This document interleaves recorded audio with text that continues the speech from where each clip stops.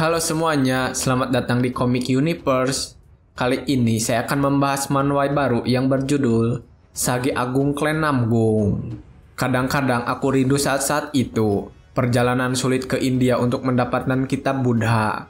Mereka yang bersamaku, biksu cengeng yang hanya mengatakan kebenaran, kuda putih yang diam-diam melindungi biksu, babi yang bermasalah tetapi lucu, Sandi yang pendiam tapi terkadang menyebalkan, dan aku yang tidak bisa menyembunyikan keganasanku, menunjukkan taringku kepada dunia. Kalau dipikir-pikir lagi, ini hanya kenangan yang menjadi cerita saja. Malam itu, saat semua orang tertidur, biksu sedang berbicara kepada Sun Wukong. Sun Wukong, pertemuan kita pasti adalah sesuatu yang ditakdirkan oleh Buddha. Jangan menanggung semua masalah sendirian. Apakah kau mau membaginya denganku, mastermu? Kau dan aku adalah guru bagi semuanya, teman dekat, dan rekan yang berjalan bersama. Sun Wukong dalam hatinya berkata, Master, kalau dipikir lagi, kita bukan rekan. Entah bagaimana aku merasa terlalu hebat untuk memanggilnya Master. Ya, saat itu kami teman. Itu sudah 300 tahun yang lalu. Saat ini di alam surga, Sun Wukong sedang bersantai dan menikmati waktunya. Sampai dia dikejutkan oleh sesuatu. Sun Wukong bertanya kepada Dewi Guan Yin, jiwa biksu itu sudah menghilang. Apa maksudmu? Dewi Guan Yin menjawab, dari catatan surga dan dari catatan kematian mereka, nama biksu telah menghilang. Jejak terakhir yang ditinggalkan oleh jiwa biksu adalah di provinsi Anhui di dunia manusia, di tempat bernama Clan Namgung. Wukong langsung mengerti dengan ucapan dari Dewi Guan Yin. Jangan bilang kau menyuruhku untuk turun ke sana dan mencarinya. Jangan bertindak aneh. 300 tahun yang lalu kau juga menyuruhku seperti itu. Aku sangat kesal mengingatnya. Minta saja kepada orang lain. Dewi Guan Yin kemudian berkata, aku sangat berbahaya untuk pergi ke dunia manusia. Mendengar itu, Wukong semakin kesal. Apa? Berbahaya?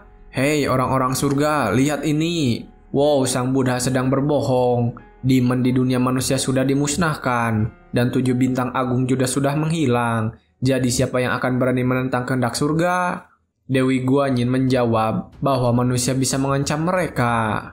Wukong terkejut mendengar itu. Setelah menjadi pelayan Buddha selama ribuan tahun, apakah kau sudah kehilangan akalmu?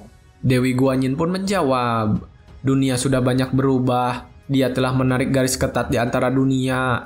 Jika kau turun ke dunia manusia, kamu akan kehilangan banyak kekuatan surgawimu. Tapi bukankah kamu berbeda? Bahkan dengan kekuatan surgawimu yang tersegel, di dunia manusia, kamu masih bisa menggunakan kekuatan demonikmu. Siapa yang berani menghalangi jalanmu? Mendengar penjelasan itu, Wukong malah semakin kesal dan mengamuk kepada Dewi Guan Yin. Hah? Jangan buat aku tertawa. Kau kira aku adalah Sun Wukong yang sama seperti sebelumnya? Kau pikir aku akan membiarkan diriku ditipu lagi? Takkan kubiarkan. Wukong langsung menyerang Dewi Guan Yin yang ada di depannya saat itu. Tetapi Dewi Guan Yin berhasil menahan serangannya. Lalu apakah kamu akan kabur lagi ke ujung dunia? Apakah kau tidak tahu bahwa jika kamu mencobanya, kamu masih tetap berada di genggaman Sang Buddha? Atas kehendakan Buddha, aku memerintahkanmu, Sage Agung, Sun Wukong, pergilah ke dunia manusia. Setelah Dewi Guan Yin berkata begitu, Sun Wukong langsung tidak sadarkan diri dan dikirim ke dunia manusia. Ketika dia terbangun, dia melihat ada 2 orang yang sedang mengobrol. Saya pikir saya akan mendapat banyak uang setelah menjemput orang asing di pegunungan. Siapa yang tahu kita akan tertangkap oleh orang-orang sekte bunga batu di jalan. Kenapa kita harus merampok gudang mereka? Sementara mereka sedang mengobrol dan membicarakannya, Wukong tidak memperhatikan dan malah melihat sekelilingnya. Penjara, aku merasakan energi yang aneh dari orang-orang itu yang tidak pernah kurasakan di surga. Apakah itu? Apakah aku benar-benar turun ke dunia manusia? Sialan. Wukong langsung merusak bogol di tangannya. Karena semuanya sudah seperti ini, aku harus memenuhi permintaan Dewi Guan Yin. Aku harus segera menemukan jiwa biksu dan segera kembali dengan cepat. Wukong langsung membuka paksa jeruji besi dan keluar dari sana. Tetapi saat dia akan keluar, dia merasakan sesuatu. Mataku dapat melihat dunia mental. itu tak terlihat oleh manusia. Sesuatu antara pria berjanggut dan aku. Dalam agama Buddha, ini disebut untayan takdir. Jadi kami terhubung di kehidupan lampau. Tampaknya Sang Buddha telah mengatur agar saya bertemu dengan seorang pemandu untuk membantu menemukan jiwa sang biksu. Wukong kemudian membebaskan mereka berdua juga. Kalian berdua ikut aku. Aku akan membawa kalian keluar bersamaku. Mereka berdua langsung berterima kasih dan mengikutinya keluar. Tetapi saat mereka akan keluar, mereka dihadang oleh salah satu penjaga. "Hei kalian, bagaimana kalian bisa keluar?" Penjaga itu berusaha menyerang mereka. Wukong lalu mengingatkannya, "Aku tidak suka membunuh, jadi minggirlah saat aku memintanya baik-baik." Tetapi penjaga itu malah mengejeknya. "Apa yang kau bilang? Kau darah campuran? Masuk kembali sebelum kita memberimu pelajaran." Karena provokasi itu, Wukong langsung melemparkan penjaga tersebut dengan keras keluar dari ruangan. Dan setelah melakukan itu, Wukong langsung berjalan keluar. Orang yang bersamanya bertanya kepada kakaknya, "Kakak, apa yang barusan terjadi?" Kakaknya pun menjawab, "Kita harus mengikuti warrior agung tanpa menanyakan apapun." Wukong kemudian bertanya kepada pria berjanggut, "Hei Brewok, apa kau tahu di mana lokasi klan Namgung?" Si Brewok pun menjawab, "Ah, tentu saja aku tahu. Keluarga pedang terbaik di dunia. Mereka sungguh sangat terkenal." Wukong lalu berkata lagi, "Lalu kau akan memanduku ke sana. Bukankah kau bilang kau tahu di mana tempatnya? Kenapa kau tidak mau?" Si Brewok langsung menurut setelah melihat Sun Wukong menggepalkan tangannya. "Tentu saja aku harus memandumu setelah menerima semua kebaikan ini. Aku akan mengantarmu ke sana." Sementara itu, dia sedang mengobrol dengan si Brewok. Ada orang yang menghampiri dengan membawa rekan-rekannya. "Kau bajingan, kau pikir apa yang sedang kau lakukan?" Melihat orang itu, Wukong kemudian bertanya, "Hei kau di sana, apakah kau pemimpin di sini?"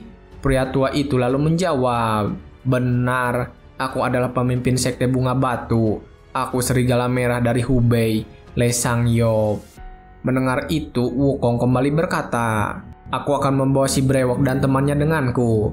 Sebagai gantinya, akan kubiarkan tentang kau yang memasukkanku ke penjara." Lei Sangyop lalu bertanya tentang siapa dirinya. "Hah? Kau bertingkah seperti kau adalah kaisar surga. Kau pikir siapa dirimu sampai-sampai bertindak arogan?" Mendengar pertanyaan itu, Wukong kemudian tersenyum. "Siapa aku? Ya, sepertinya aku tidak punya pilihan. Jika kau bertanya siapa diriku, aku akan menjelaskannya. Sekarang siapa aku? Dari lautan yang sangat jauh, di atas pegunungan yang tinggi, monyet batu yang diciptakan oleh kekuatan langit dan bumi, si kera tampan, monyet berbulu emas dengan bulu yang indah, salah satu yang mengatur surga, bintang terbaik dan sage terbaik di dunia, aku sage agung dari kayangan, Sun Wukong." Saat Wukong berkata begitu, semua orang hanya tertawa ketika mendengar ceritanya.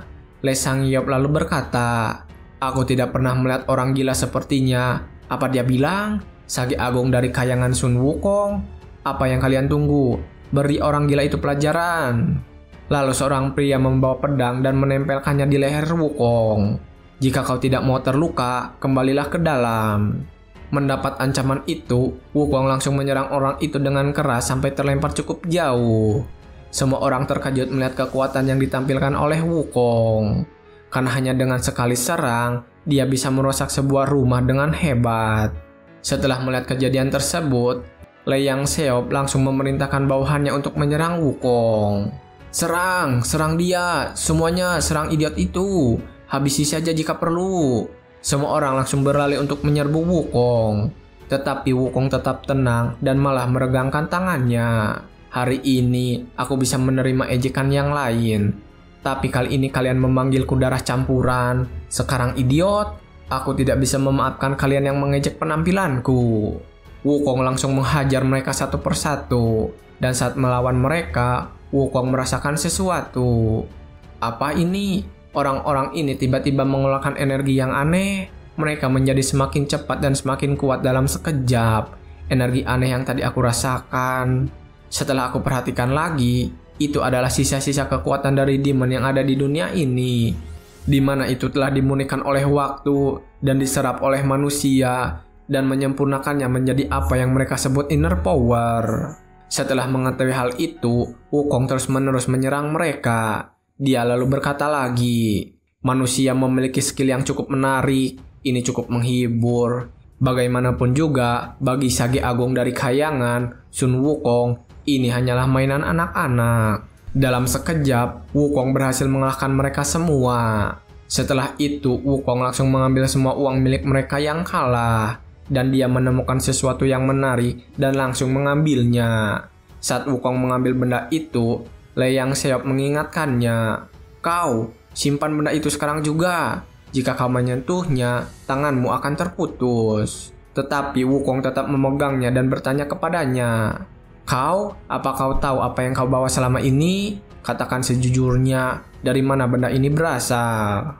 Merasakan kekuatan Wukong, Lei Yang Seop langsung menjawabnya, "Ya, seseorang menawarkan hadiah untuk itu. Dia bilang dia akan memberikan kita banyak emas kalau menemukannya." Mendengar jawaban itu, Wukong kembali bertanya, "Hadiah? Siapa dia? Dan di mana kalian akan bertemu dengannya?" Lei Yang Seop lalu menjawab lagi, "Baik, kita berencana untuk bertemu di penginapan bawah sana. Dan nama dari orang yang menawarkan hadiah itu adalah Snake Blood Iron Ghost." Mendengar nama itu, si Brewok terkejut. Wukong lalu bertanya kepada si Brewok apakah dia mengenalnya. Si Brewok kemudian menjawab, dia adalah orang yang sangat jahat yang telah membunuh banyak orang. Dia bahkan membunuh anggota dari klan Namgung yang sedang kau cari dan selamat. Klan Namgung masih mencarinya, tapi mereka tidak pernah bisa menangkapnya. Setelah mendengar hal itu, Wukong malah langsung mengajak mereka berdua untuk segera ke penginapan. Si Brewok langsung kaget, tidak menyangka dia akan langsung terseret ke dalam bahaya. "Apa? Bukankah kau bilang kamu sedang buru-buru pergi ke klan Namgung?" Wukong lalu menjelaskan, "Daripada pergi ke sana dengan tangan kosong, jika aku menangkap penjahat itu dan membawanya bersamaku, bukankah mereka akan menyambutku dengan baik? Di samping itu, di saat para manusia sedang menderita seperti ini, bagaimana bisa Sage Agung dari surga Sun Wukong mengabaikannya seperti iblis?" Mereka akhirnya sepakat untuk turun ke penginapan dan bertemu dengan penjahat itu. Dan saat mereka sedang berjalan menuju penginapan, orang-orang terus memperhatikan Wukong. Itu membuat si Brewok dan temannya malu. Berbeda dengan Wukong, dia terus memperhatikan sekelilingnya. Wah, ada banyak sekali manusia. Setelah Demon menghilang, populasi mereka meningkat cukup banyak dan hidup dengan baik. Setelah beberapa saat, mereka akhirnya sampai ke penginapan yang disebut. Sesampainya di sana, seorang pelayan menanyakan kepadanya mau memesan apa.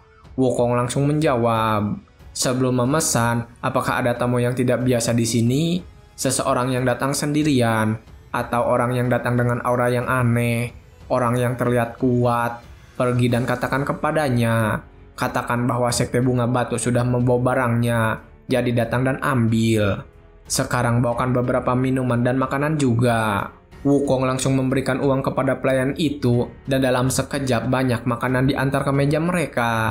Pada saat mau meminum alkohol, dalam hatinya Wukong berkata, "Aku merasakan sesuatu yang tak terelakkan." Tepat saat jiwa biksu itu menghilang, sebuah benda surgawi muncul di dunia panah dan ada orang yang mencarinya. Jika aku melacak dari mana ini berasal, aku mungkin akan menemukan petunjuk tentang di mana lokasi jiwa dari sang biksu. Setelah dia berpikir begitu, dia melihat si Brewok dan adiknya yang berdiam saja. "Apa yang kalian lakukan? Mengapa kamu begitu gelisah? Apakah kamu gugup?" Si Brewok lalu menjawabnya, "Snake Blood Iron Ghost, rumor mengenainya sungguh mengerikan. Jumlah master bela diri yang mati saat mencoba menangkapnya lebih dari 10. Sudah diberitakan sebagai musuh publik untuk 5 tahun. Bahkan sampai saat ini dia belum tertangkap. Dia juga membunuh 5 pengemis dari sekte pengemis dan berhasil kabur. Warga sipil yang mati di tangannya juga cukup banyak." Mendengar perkataan itu, Wukong berkata, "Sepertinya mereka hanya mengirim orang-orang lemah untuk mengejarnya. Apakah kalian berdua benar-benar melihat Snake Blood Iron Ghost? Kalau kalian hanya mendengar dari rumornya saja." Tepat saat diberi waktu akan menjawab, orang yang mereka maksud datang ke sana. Snake Blood Iron Ghost langsung menghampiri mereka dengan niat membunuh dan berkata, "Benar, orang-orang bodoh seperti kalian menyerbu ke arahku dan kehilangan kepala, menumpahkan darah." Melihat kehadirannya, si Brewok dan adiknya langsung ketakutan. Aura membunuh yang sangat luar biasa. Sialan, kenapa juga rumor sekarang benar-benar akurat? Berbeda dengan Wukong, dia malah tersenyum dan menantangnya. Duduklah, bajingan mana yang mencuri jiwa biksu itu?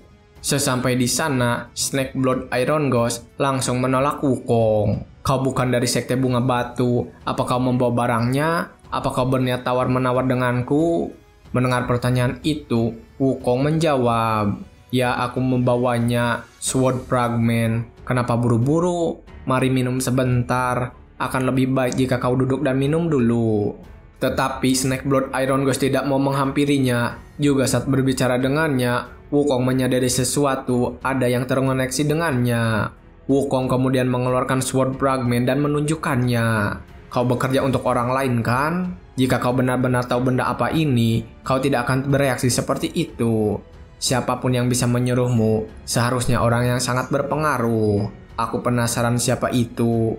Hapus riasan di wajahmu itu. Aku hanya mengujimu, tapi wajahmu menunjukkan kau hanyalah orang lemah. Mendengar hal itu, Snakeblood Iron Ghost merasa kesal dan langsung menyerang Wukong.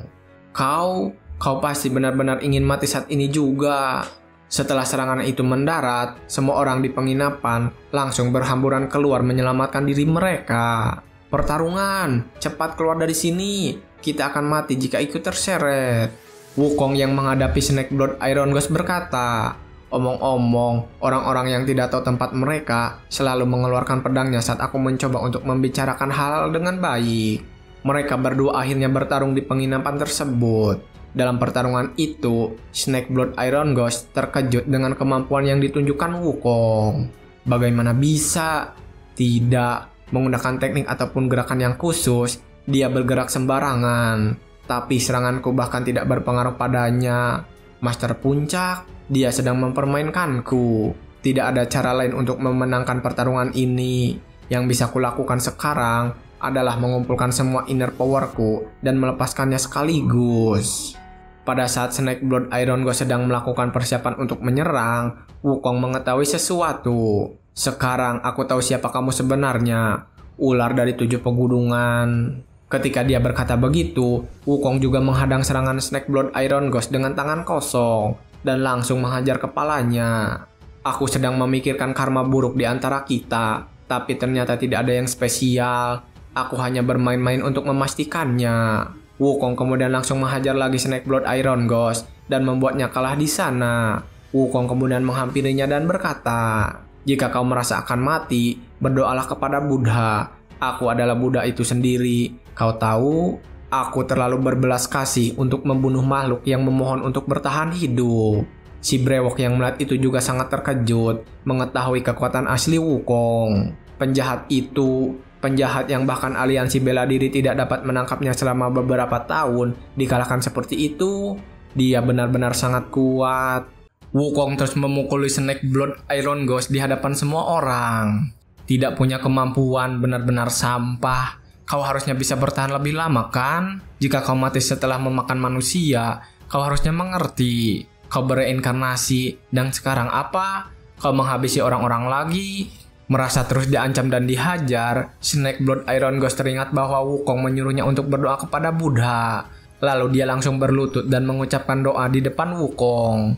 Tetapi Wukong malah menghajarnya dengan keras lagi. Ini benar-benar setelah semua ini, orang ini benar-benar busuk sampai ke dalamnya. Haruskah dia memohon ampun? Tapi aku benar-benar frustasi. Aku harus minum. Apa masih ada yang tersisa? Ketika dia sedang mengobrol dengan mereka berdua, Snakeblood Iron Ghost mengambil kesempatan itu untuk kabur dari sana. Si Brewok kemudian mengingatkannya. Hah? Hei, warrior agung, lihat di sana. Tetapi Wukong diam saja dan membiarkan dia pergi. Dia berbicara tentang hal yang sulit dengan suara kasarnya. Tapi sekarang setelah dia dikalahkan, sepertinya dia sudah mulai sadar. Ya, dia tidak sebodoh yang aku kira. Dia melarikan diri dengan cerdik. Sekarang mari kita pergi dan makan lagi. Mendengar perkataan itu, si Brewok bertanya, apa? Kita tidak akan mengejarnya? Mereka akhirnya pergi dari sana dan melanjutkan perjalanan mereka. Di sisi lain, Snakeblood Iron Ghost sedang menaiki perahu dan kembali ke markasnya.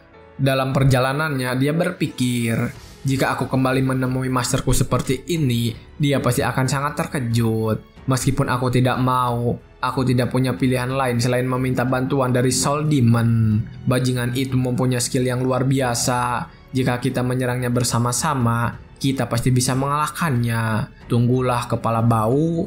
Kembali ke Wukong, dia juga sedang menaiki perahu bersama si Brewok dan adiknya. Si Brewok kemudian bertanya lagi kepada Wukong, "Warrior Agung, apa kau benar-benar membiarkannya kabur begitu saja?" Mendengar pertanyaan itu, Wukong lalu menjelaskan, "Aku membiarkannya pergi karena item yang dia cari ini. Bahkan si rambut emas tidak tahu apa benda ini. Jika seseorang memerintahkannya untuk mendapatkan benda ini, dia pasti akan kembali dan melaporkannya ke atasan." Setelah mendengar penjelasan itu, si Brewok akhirnya mulai mengerti. Jadi kau berniat untuk menangkap para petingginya juga ya? Bahkan jika itu benar, bagaimana kau bisa yakin kalau dia tidak akan kabur dari kita? Wukong pun kembali menjawab, "Aku hanya mengikuti apa yang aku lihat. Aku selalu ada jalan. Meskipun aku berakhir turun ke dunia manusia dan kehilangan banyak kekuatan surgawiku, aku masih bisa menggunakan si rambutku. Rambutku berubah menjadi seekor nyamuk dan mengikuti Snake Blood Iron Ghost sekarang. Siapa aku? Aku Sage Agung Surgawi, Sun Wukong." Melihat tingkah yang dilakukan oleh Wukong, si Brewok mengeluh lagi. Dan ternyata Wukong bisa membaca pikirannya. "Aku tahu kau sedang mengutukku di dalam hatimu, kau bajingan kecil. Setelah berjalan lama denganmu, aku bisa menebak siapa dirimu di kehidupan sebelumnya." Wukong lalu tersenyum kepada si Brewok untuk menghilangkan rasa tegang itu. Si Brewok berbicara lagi, "Kalau begitu, kau harus bergerak dengan cepat. Karena Snake Blood Iron Ghost adalah musuh publik, orang lain juga akan mengejarnya." Mendengar itu, Wukong tersenyum dan berkata, "Jangan khawatir, bahkan jika yang lain mengganggu rencanaku, mereka tidak akan bisa menghentikanku." Sementara itu di kediaman klan Namgung, keluarga pedang terbaik di dunia, kehadiran klan Namgung benar-benar luar biasa. Mereka berdiri di puncak di antara 5 klan agung. Tidak berlebihan jika dibilang mereka adalah puncak teratas di dunia bela diri.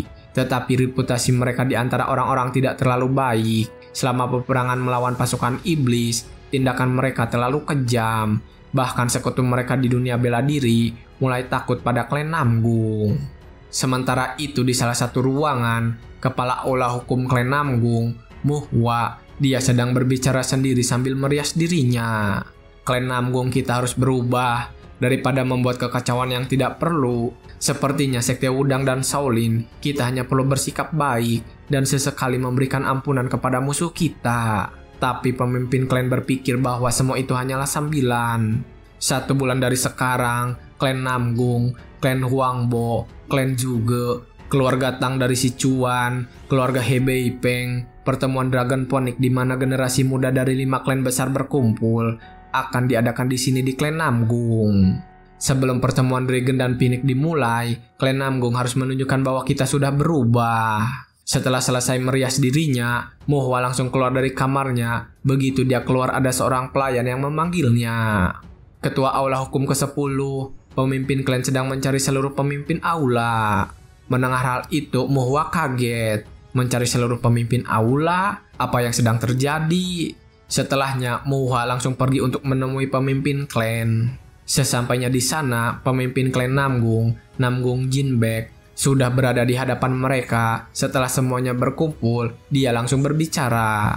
"Alasan aku memanggil kalian untuk berkumpul sekarang adalah karena kita menerima berita darurat dari Aula Intelijen.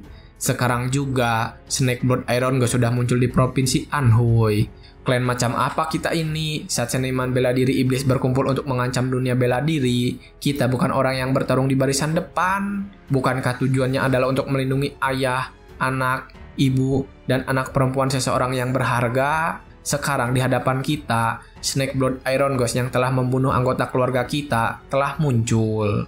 Kali ini Pala Erden dan aku akan menangkapnya. Lihatlah potongan bambu yang dibagikan kepada kalian masing-masing. Pergi ke tempat yang telah ditugaskan dan temukan Snake Blood Iron Ghost. Jika kalian menemukannya, kalian harus menangkapnya. Paham?" Setelah pengumuman singkat itu, mereka semua langsung pergi menuju tempat yang sudah ditugaskan. Sementara itu, Muhwa sendiri berbicara dalam hatinya. Ini kesempatan. Jika kita berhasil menangkap Snakeblood Iron Ghost dan mengumumkannya ke publik, bukan hanya pandangan orang-orang yang berubah, tapi posisi kita sebagai penyelenggara pertemuan Dragon Panic akan lebih kuat. Saat para petinggi klan Nambung sedang bergerak, tidak ada yang bisa menghentikan mereka. Kembali ke sungai berkabut tempat di mana Snakeblood Iron Ghost sedang melarikan diri. Ternyata di belakangnya, dua anggota klan Namgung, Namgung Jeok dan Namgung Seon, mereka sudah berhasil membuntutinya. Mereka berdua kemudian berbicara menggunakan telepati. Saudara senior, itu benar-benar Snakeblood Iron Ghost? Kita akhirnya menemukannya. Haruskah kita memberitahu pemimpin klan dan para elder? Seniornya pun menjawab, mari tangkap dia dulu. Jika kita memberitahu mereka sekarang, orang itu mungkin akan cepat kabur. Master Aula Hukum menginginkan dia untuk ditangkap hidup-hidup. Dia akan memberikannya ke aliansi bela diri untuk dihukum. Tapi jika dia menolak, bunuh dia. Ketika mereka sedang mencoba mendekati perahu Snakeblood Iron Ghost, perahu yang ditumpangi mereka tiba-tiba saja bocor dan membuat mereka kaget. Apa? Perahunya bocor? Sejak kapan perahunya bocor? Mereka tidak sengaja mengatakan itu dengan keras, sehingga membuat Snakeblood Iron Ghost menyadari mereka. Itu sarung pedang biru dengan garis-garis putih. Bagaimana klan Nambung mengetahuinya? Setelah mengetahui bahwa dirinya diikuti, Snakeblood Iron Ghost langsung mendayung perahunya dengan cepat. Kedua anggota klan Nambung itu tidak berputus asa. Mereka kemudian langsung memikirkan langkah selanjutnya. Dia memiliki bawahan. Tidak peduli jika Snakeblood Iron Ghost kabur, orang-orang klan Namgung kami terus memperketat pengepungan. Dia akhirnya akan tertangkap. Kita hanya perlu menangkap bawahannya yang ada di sini. Itu adalah cara kita menembus kesalahan ini. Kedua anggota klan Namgung langsung menyerang ke bawah air untuk mencari tahu siapa yang melubangi perahu mereka. Sementara itu Snakeblood Iron Ghost sedang cemas saat ini. Sial, tepat saat aku menyingkirkan pria eksentrik itu, orang-orang dari klan Namgung muncul. Garis keturunan klan Namgung dikenal bahkan di kalangan sekte jahat sebagai setan yang sangat biadab, terutama rumor tentang pemimpin klan Namgung. Mereka bilang dia menendang jantung seperti bola dan tertawa gila saat minum. Pada saat dia sedang berpikir, Wukong datang menghampirinya. Apakah kau menikmati perjalananmu?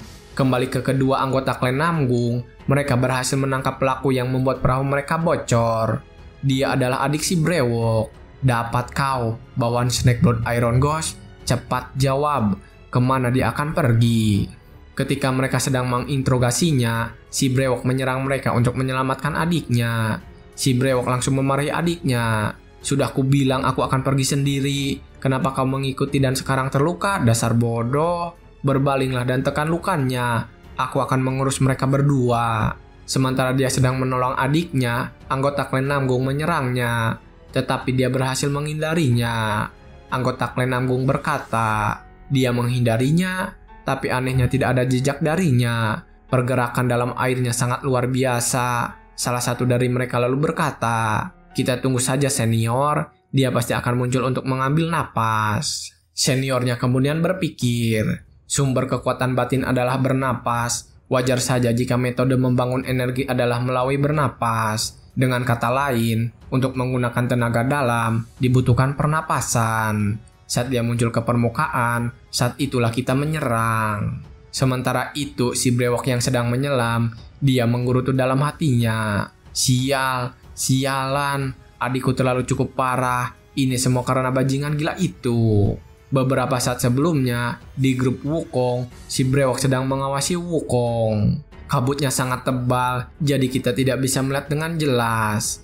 Bahkan tanpa larangan berlayar, tidak ada satupun perahu yang akan datang ke sungai hari ini. Ketika dia berkata dia akan menemukan perahu Snakeblood Iron Ghost di tempat seperti ini, aku benar-benar berpikir kalau dia sudah gila. Apakah dia benar-benar akan menemukannya? Pada saat dia berkata begitu, Wukong memberitahu mereka kalau ada perahu di depan mereka. Si Brewok kemudian mencoba melihatnya dan memastikan. Dan benar, dia terkejut saat melihat perahu di sana. Hah? Bukan hanya penglihatan yang bagus, seorang master memang seorang master. Yah, dia cukup kuat untuk mengalahkan Snakeblood Iron Ghost. Setelah berpikir begitu, si Brewok kemudian bertanya, apakah itu aliansi bela diri? Wukong pun menjawab, Kalau yang kau bicarakan adalah aliansi bela diri, bukankah mereka akan datang bergerombol? Hanya 2 orang, keduanya mengenakan sarung pedang dengan latar belakang biru dan garis-garis putih. Mendengar perkataan itu, si kecil berkata, "Background biru dengan garis-garis putih, Namgung. Mereka adalah orang-orang dari klan Namgung." Wukong senang saat mendengar itu. Oh, begitukah? Mereka bilang takdir yang saling terkait, saling menarik di dunia ini. Tapi bertemu orang Namgung pertama kali di tempat seperti ini. Si Brewok kemudian berkata, "Klan Namgung juga punya dendam terhadap Snakeblood Iron Ghost. Karena kamu akan pergi ke klan Namgung. Jika kamu membantu mereka, semuanya akan berjalan lebih lancar. Apa yang akan kamu lakukan?" Tetapi Wukong malah menyuruhnya untuk melubangi sebuah perahu. Si Brewok kemudian bertanya, "Apa? Perahu Snakeblood Iron Ghost?" Tetapi Wukong membantahnya.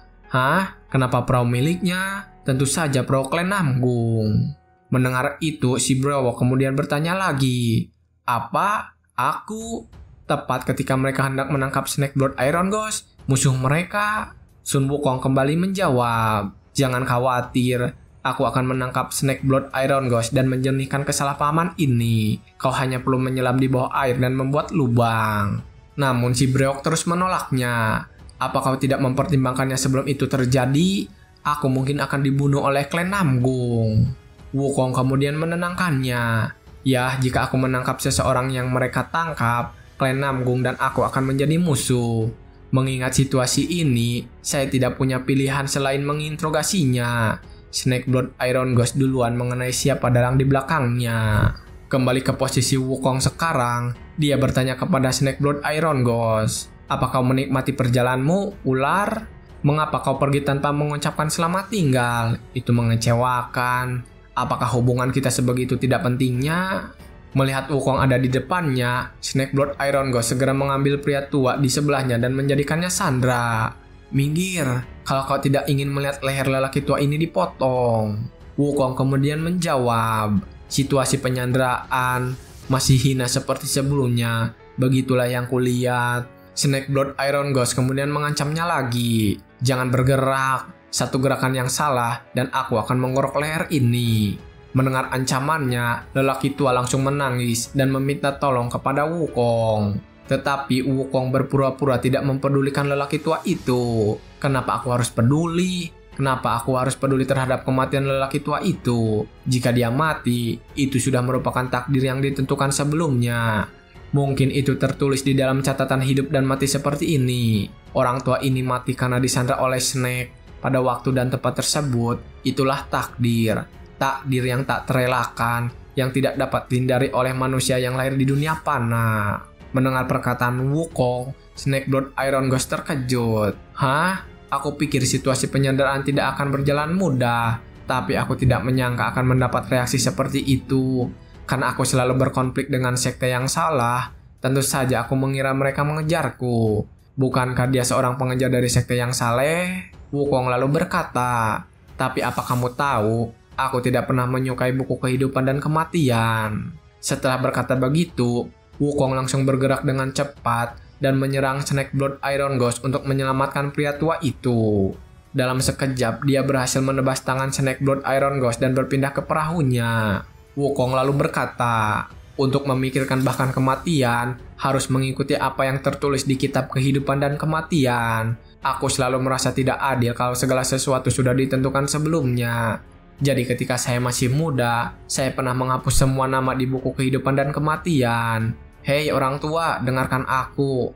Aku ingin memasukkanmu di buku kehidupan dan kematian berbunyi seperti ini. Seorang pria tua, berumur panjang dan meninggal di usia 100 tahun dikelilingi oleh keluarga. Bagaimana menurutmu? Apakah kamu menyukainya?" Di sisi lain, di tempat si Brewok, dia akhirnya membuat sebuah pergerakan. Salah seorang dari mereka maju dan menyerangnya. Tetapi saat Namgung Seon mencoba menyerang ke arah pergerakan tersebut, si Brewok ternyata melakukan sebuah gerakan tipuan. Dia muncul di belakang Namgung Seon, lalu menariknya ke dalam air. Melihat itu, salah satu temannya memanggil namanya. "Seon, Namgung Seon, di mana kamu?" Kembali ke Wukong, saat ini Snakeblood Iron Ghost sedang menahan tangannya yang terluka.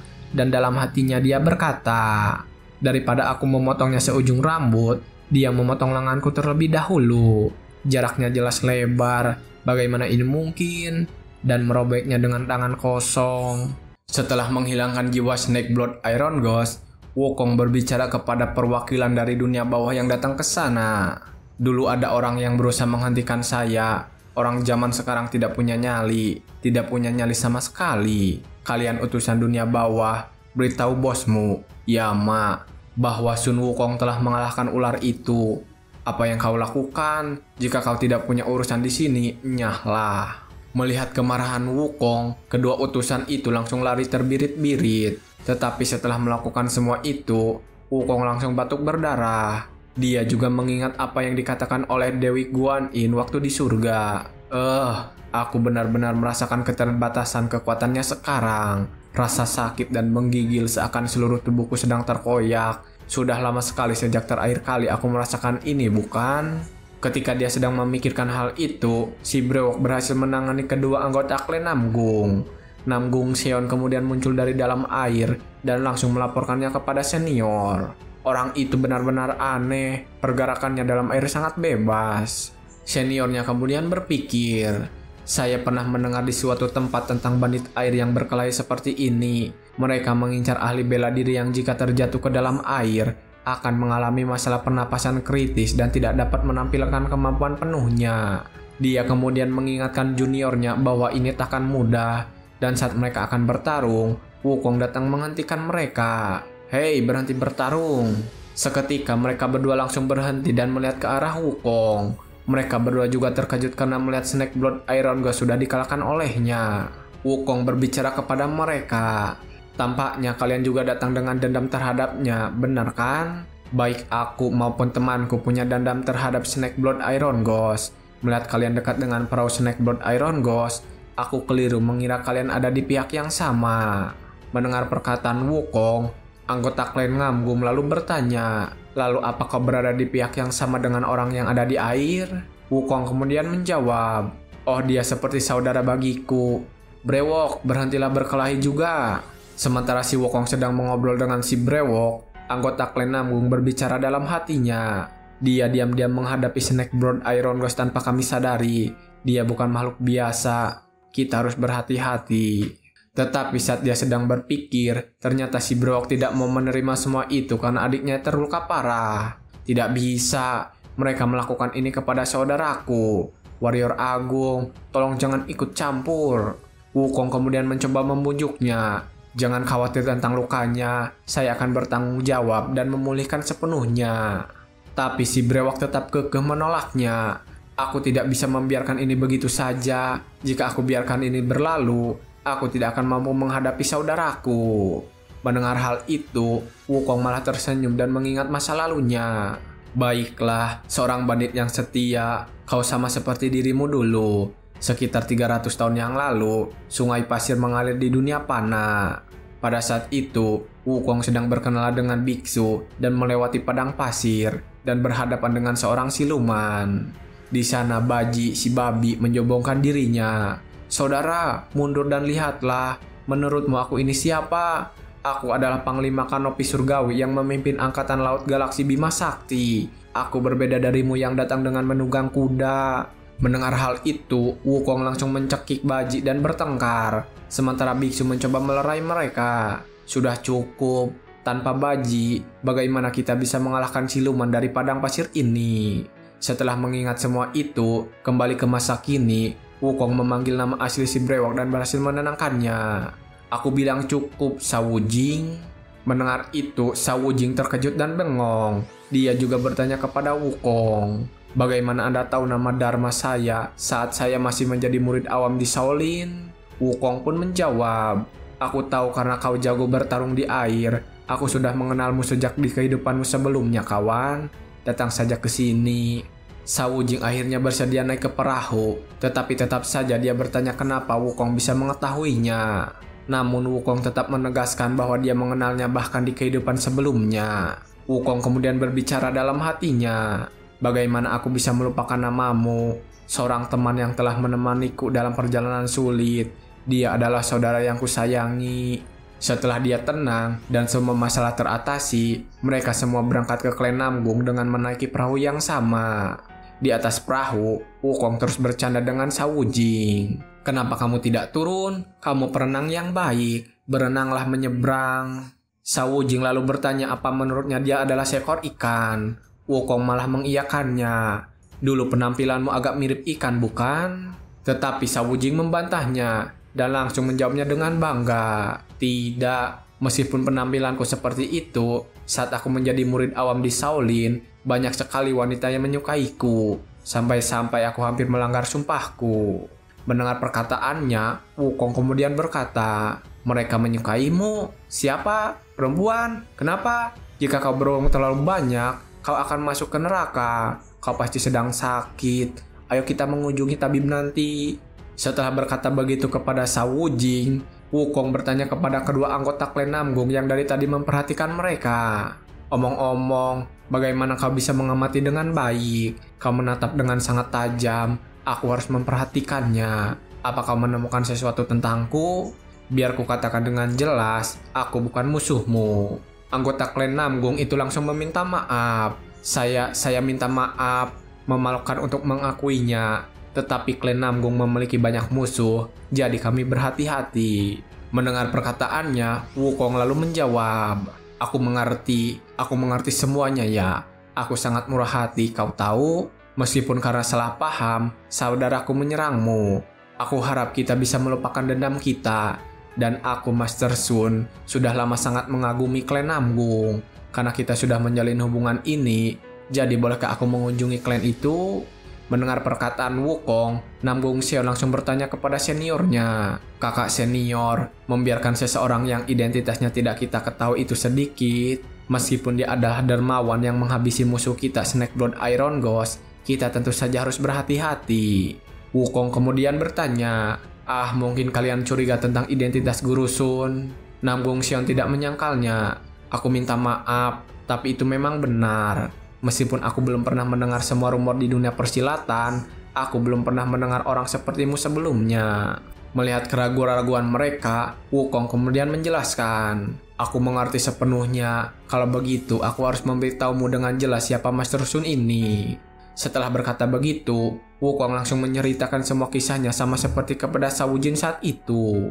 Beberapa hari kemudian, di Provinsi Anhui, klan Namgung, di depan pintu masuk, Namgung Xiao sedang berbicara dengan penjaga gerbang.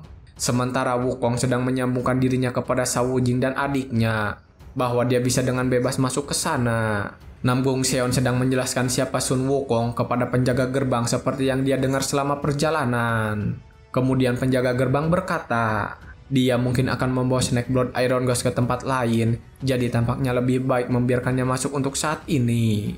Namgung Xiao kemudian memberitahu penjaga gerbang, kalau begitu, dia mungkin akan mulai berteriak dan berlari liar, jadi kita harus mengawasinya untuk saat ini. Ketika mereka sedang berdiskusi tentang hal tersebut, Muhwa datang ke sana dan memberikan solusi. Akan lebih baik jika pemimpin klan memeriksanya secara langsung terlebih dahulu. "Selamat datang di klan Namgung. Saya adalah kepala balai hukum, Muhwa." Wukong langsung melihat ke arah Muhwa, dan saat melihatnya, Wukong merasakan benang takdir yang terikat kepadanya, dan tak sengaja terus menatap Muhwa dengan intens. Pada saat Wukong sedang memperhatikan Muhwa, Muhwa mencoba memanggilnya. Dan saat itu, Wukong langsung tersadar dan segera memperkenalkan dirinya. Senang bertemu dengan Anda. Anda dapat memanggil saya Master Sun. Saya sangat senang bahwa klan Namgung yang saya kagumi telah menerima saya sebagai tamu, sehingga saya terdiam sejenak karena gembira. Untungnya jalan kita bersilangan dan aku dapat menangkap Snake Blood Iron, musuh klan Namgung, dengan tanganku sendiri. Mendengar perkenalan Wukong, Muhwa kemudian menjawab, pemimpin klan harusnya kembali besok dan pastinya dia akan sangat senang. Meskipun dia akan sedikit kecewa karena ia tidak bisa menangkapnya dengan tangannya sendiri.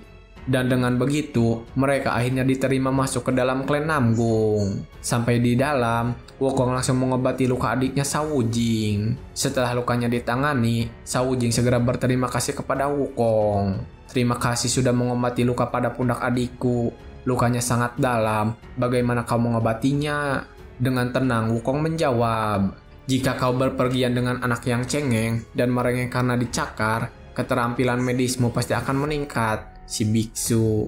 Sawujing mengiyakannya saja. Ah iya, ngomong-ngomong, apakah orang itu adalah tipemu, Warrior Agung? Wukong lalu bertanya apa maksudnya omongan itu. Sawujin menjelaskan, ya sebelumnya kamu menatap wajahnya begitu seksama, hingga siapapun akan menganggapnya aneh. Menatap kosong ke wajah seseorang sambil tersenyum dan berbincang ramah. Ketika seorang pria menggoyangkan pantatnya seperti anak anjing yang ingin buang air kecil, dia tidak akan populer sama sekali. Wukong kemudian menuangkan teh dan berkata, apakah aku tidak bilang aku kesini untuk mencari seseorang? Sawujing kemudian menjawab, hah? Jadi kamu datang ke sini untuk menemui Master Aula Hukum? Wukong mengiyakannya saja agar cepat. Lalu dalam hatinya dia berkata, apakah perempuan itu sang biksu? Ya, di saat kau bereinkarnasi, jenis kelaminmu bisa berubah. Yang paling penting adalah jiwanya. Pada saat Wukong sedang berpikir begitu, Sawujing bertanya kepadanya, Warrior Agung, karena kita telah sampai di klan Namgung, besok pagi aku bersama adikku akan kembali ke Gunung Huayon. Mendengar hal itu, Wukong tidak berani untuk menolaknya. Ya, mari kita minum-minum sebelum kau pulang. Akhirnya mereka berdua minum bersama di tengah malam. Mereka berdua bercerita ini itu dan menceritakan kisah mereka masing-masing. Sawujing bercerita, jadi aku lahir dan dibesarkan di desa nelayan. Sebagai anak kecil, aku sangat dekat dengan air. Kemudian saya bertemu dengan orang yang luar biasa dan mempelajari seni bela diri yang disebut energi transformasi air.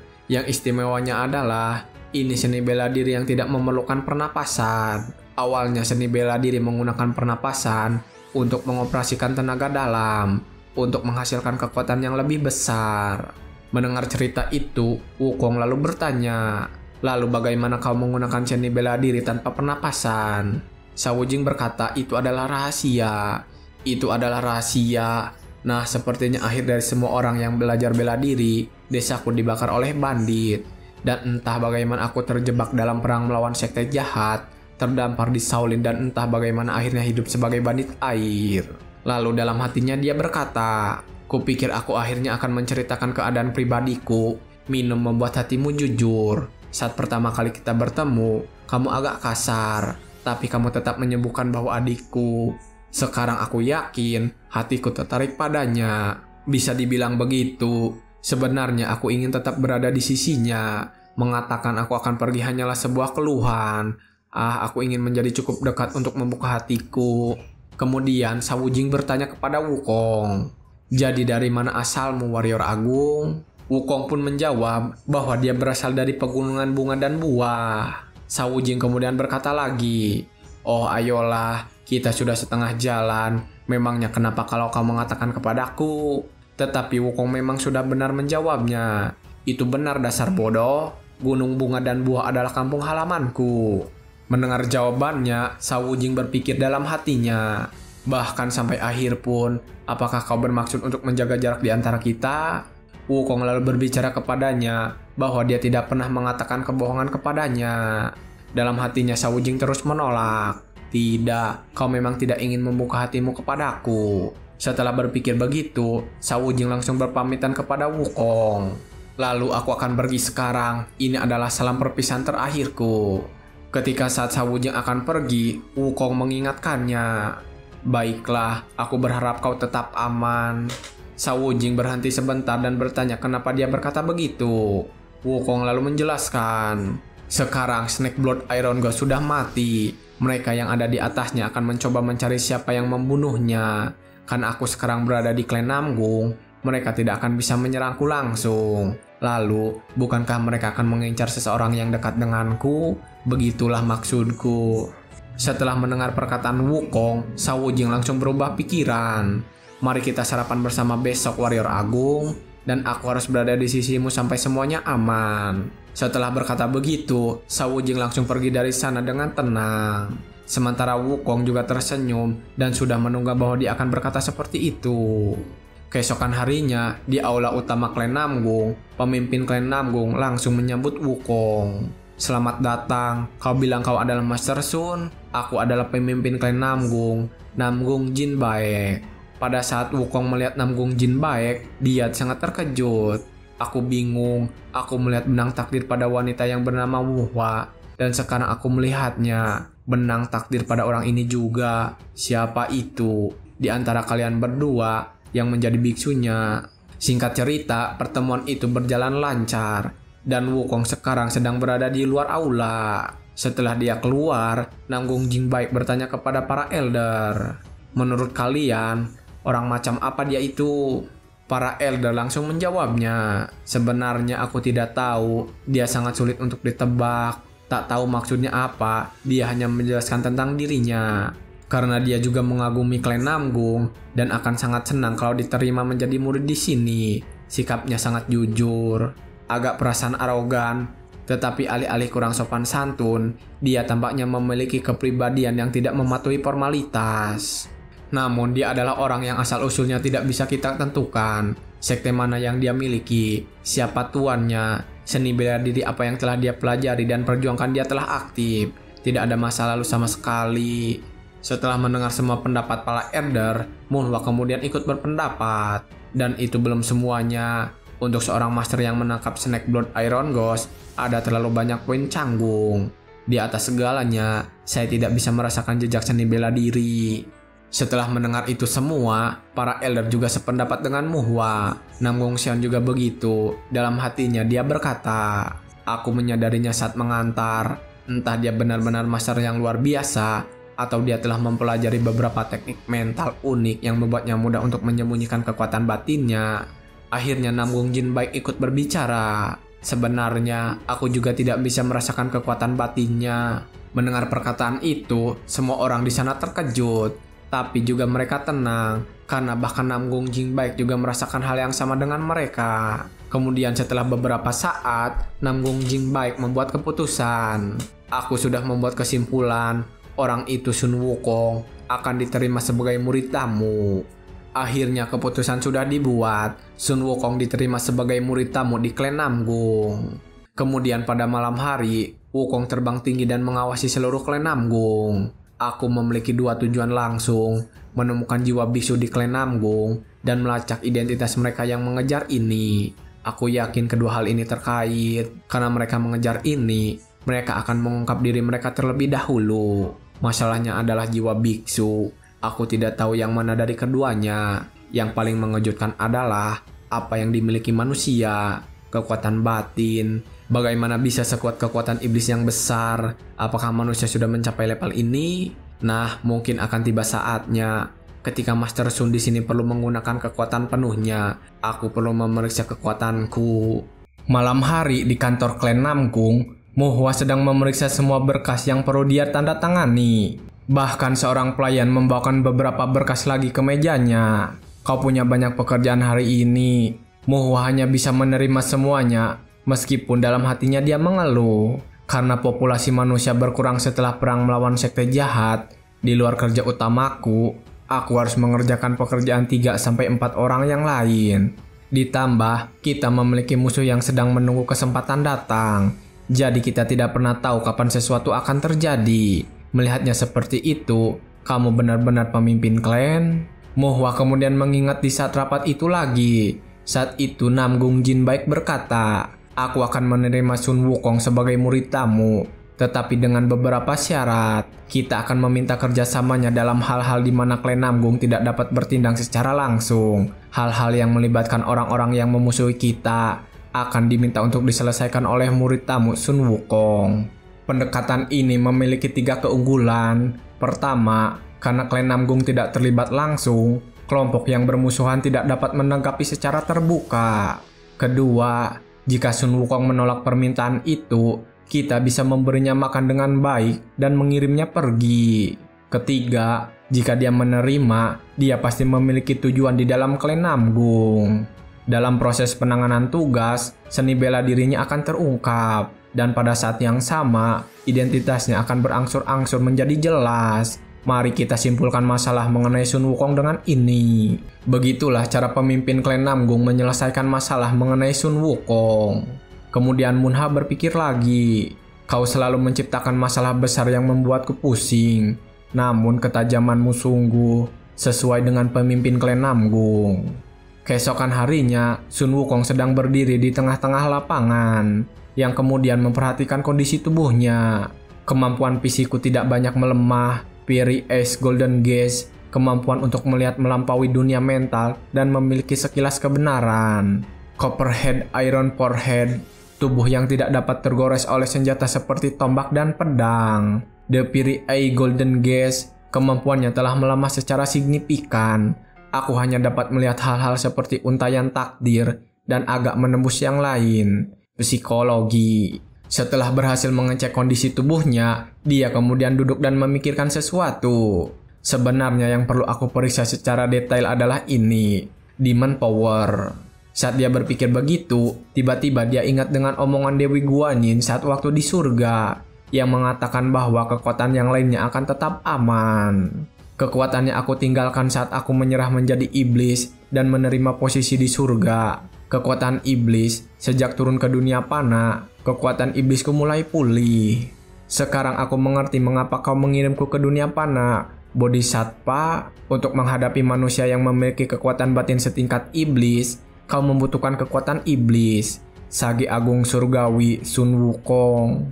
Setelah berkata begitu, dia langsung mencoba mengeluarkan kekuatan yang dia miliki sekarang. Dia mencoba beberapa gerakan, kemudian berpikir, mungkin saja, tidak, aku bisa melakukannya. Kekuatan iblis bukan dari alam surga. Kekuatan iblis pada awalnya milik dunia manusia. Itu adalah kekuatan yang melimpah di dunia iblis. Dari manakah kekuatan batin yang digunakan manusia berasal pada awalnya? Bukankah itu diperoleh dengan menyerap kekuatan iblis yang tersisa di dunia pana, yang dimurnikan dari waktu ke waktu dan meresap ke alam? Manusia mengambil kekuatan yang meresap ke alam dan memurnikannya menjadi sesuatu yang murni dan bersih, dan mereka menyebutnya kekuatan batin atau kekuatan batin. Sun Wukong kemudian tersenyum. Kekuatan batin yang berakar pada kekuatan iblis, seni bela diri yang diciptakan dengan kekuatan batin seperti itu, dengan kekuatan iblisku, itu mungkin. Untuk diriku sendiri saja, sendirian, aku akan menciptakan seni bela diriku sendiri. Wukong kemudian terus berlatih seni bela diri miliknya sendiri. Biarkan aku mengingatnya sekali lagi. Seni bela diri yang pernah kulihat secara langsung sejauh ini, dan aliran energi yang saya lihat dengan Fiery Ice Golden Gaze, hanya energi yang bergerak secara acak, menggerakkannya secara efisien, dan menerapkannya sesuai dengan kehendak seseorang. Itulah yang menciptakan seni bela diri. Yang penting di sini adalah bernapas. Melalui bernapas, aliran energi bergerak dengan lancar. Ini adalah operasi dasar kekuatan batin. Tapi, transformasi air adalah energi sejati. Shao Jing menggunakan seni bela diri di bawah air tanpa bernapas. Tanpa disadari, ia hanya fokus pada manipulasi energi alih-alih pendengaran, sentuhan, dan penglihatan. Izinkan saya mencoba menggunakan prinsip transformasi air menjadi energi sejati sebagai pondasi. Menangani kekuatan iblis hanya melalui sensasi dan kehendak. Dengan hati-hati dan cermat, Wukong langsung mencoba berfokus pada latihan yang disebutkan oleh Shao Jing. Dia mencoba menggunakan teknik tersebut untuk mengolah teknik bela diri miliknya. Pada saat dia terfokus, dia juga terus membayangkan hal-hal lain yang dapat membantunya. Rumput pembunuh yang dicampur dengan rumput biasa bagaikan racun. Operasi energi yang berhenti sebentar dan kemudian berputar lagi itu unik. Pada prinsip transformasi air menjadi energi sejati, saya akan menambahkan aliran baru. Setelah berkata begitu, tiba-tiba saja energi milik Wukong melunjak cukup banyak. Kalau ada orang yang bisa mengintip pikiran Wukong, mereka semua akan tercengang. Apakah hal itu benar-benar tidak pernah terjadi sepanjang sejarah panjang dunia persilatan? Mengambil aspek terbaik dari berbagai seni bela diri dan mencoba menciptakan teknik ilahi baru. Ketika berhasil, apa yang disebut teknik ilahi yang tak tertandingi lahir. Namun, master yang tak terhitung jumlahnya, berbagai individu luar biasa, dan guru hebat telah mencoba berkali-kali. Tetapi sebagian besar gagal, justru karena penyimpanan energi dan kerasukan setan. Segera batuk darah, mata berputar ke belakang, meraih leher seseorang dan pingsan. Itu akan bertaruh di situasi ekstrim normal. Kemudian Wukong tersenyum dan berkata, itu akan terjadi pada manusia, rasa sakit yang luar biasa. Aku akan mengunyahnya dan menelannya. Ketika dalam keadaan tersebut, Wukong mengingat apa yang dikatakan oleh biksu dulu. Wukong, kemarahanmu berasal dari roh jahat di dalam tubuhmu. Itu tidak dapat menemukan jalannya. Kamu harus melindungi dirimu sendiri, Wukong. Pertahankan pusatmu dan jangan goyah. Pusatmu berdiri lurus dimanapun itu berada. Kemampuan terbesar Wukong yang memungkinkannya menjadi Buddha, kemenangan pertempuran. Wukong tidak goyah, dia hanya mengamati dan mempertahankan pijakannya. Kekuatan iblis yang sepertinya merobek semua meridian, menambahkan taring berbisa yang mematikan, ke aliran yang bergerak sesuai dengan perhitungan yang tepat. Kedua aliran bercampur dan menyatu saat mengalir, tetapi tidak menjadi satu. Itu adalah konsistensi berdampingan. Untuk pertama kalinya, kekuatan iblis beredar melalui 12 meridian. Dan meskipun Wukong tidak menyadarinya, itu adalah fenomena yang mirip dengan apa yang disebut seniman bela diri sebagai satu-satunya siklus lengkap. Setelah beberapa waktu, akhirnya Wukong berhasil melewati hambatan kali ini. Untuk saat ini, aku harus puas dengan sebanyak ini. Di sisi lain, Shao Wujing sedang berkeliling di area klan Namgung. Sambil memperhatikan bangunan di sana, ku dengar tidak banyak orang di klan Namgung. Tetapi bahkan yang berpangkat tinggi pun berdedikasi penuh untuk pelatihan. Sekarang aku mengerti mengapa pengembara ingin menjadi murid tamu klan Namgung. Mereka menyediakan tempat untuk tidur, mereka menyediakan makanan. Ini benar-benar tempat yang bagus untuk tinggal. Aku merasa malas, aku merasa menyedihkan. Meskipun aku berasal dari bandit air, aku masih seorang seniman bela diri Jianghu. Bahkan saat menebus dosa-dosaku sebagai murid awam Shaolin, aku belajar dan menguasai berbagai seni bela diri. Shao Wujing kemudian mengingat tentang masa mudanya. Tentu saja ketika aku masih muda, aku juga memiliki keinginan untuk menjadi master terbesar di dunia. Itu hanya usia, itu wajar kalau dipikir-pikir lagi.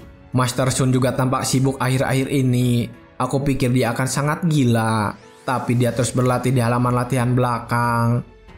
Master sekaliber itu tidak akan mengabaikan pelatihan. Setelah berpikir begitu, Shao Wujing langsung beranjak dari sana dan menuju ke area pelatihan. Tetapi baru saja dia akan berangkat, Wukong datang menghampirinya dan bertanya kemana dia akan pergi.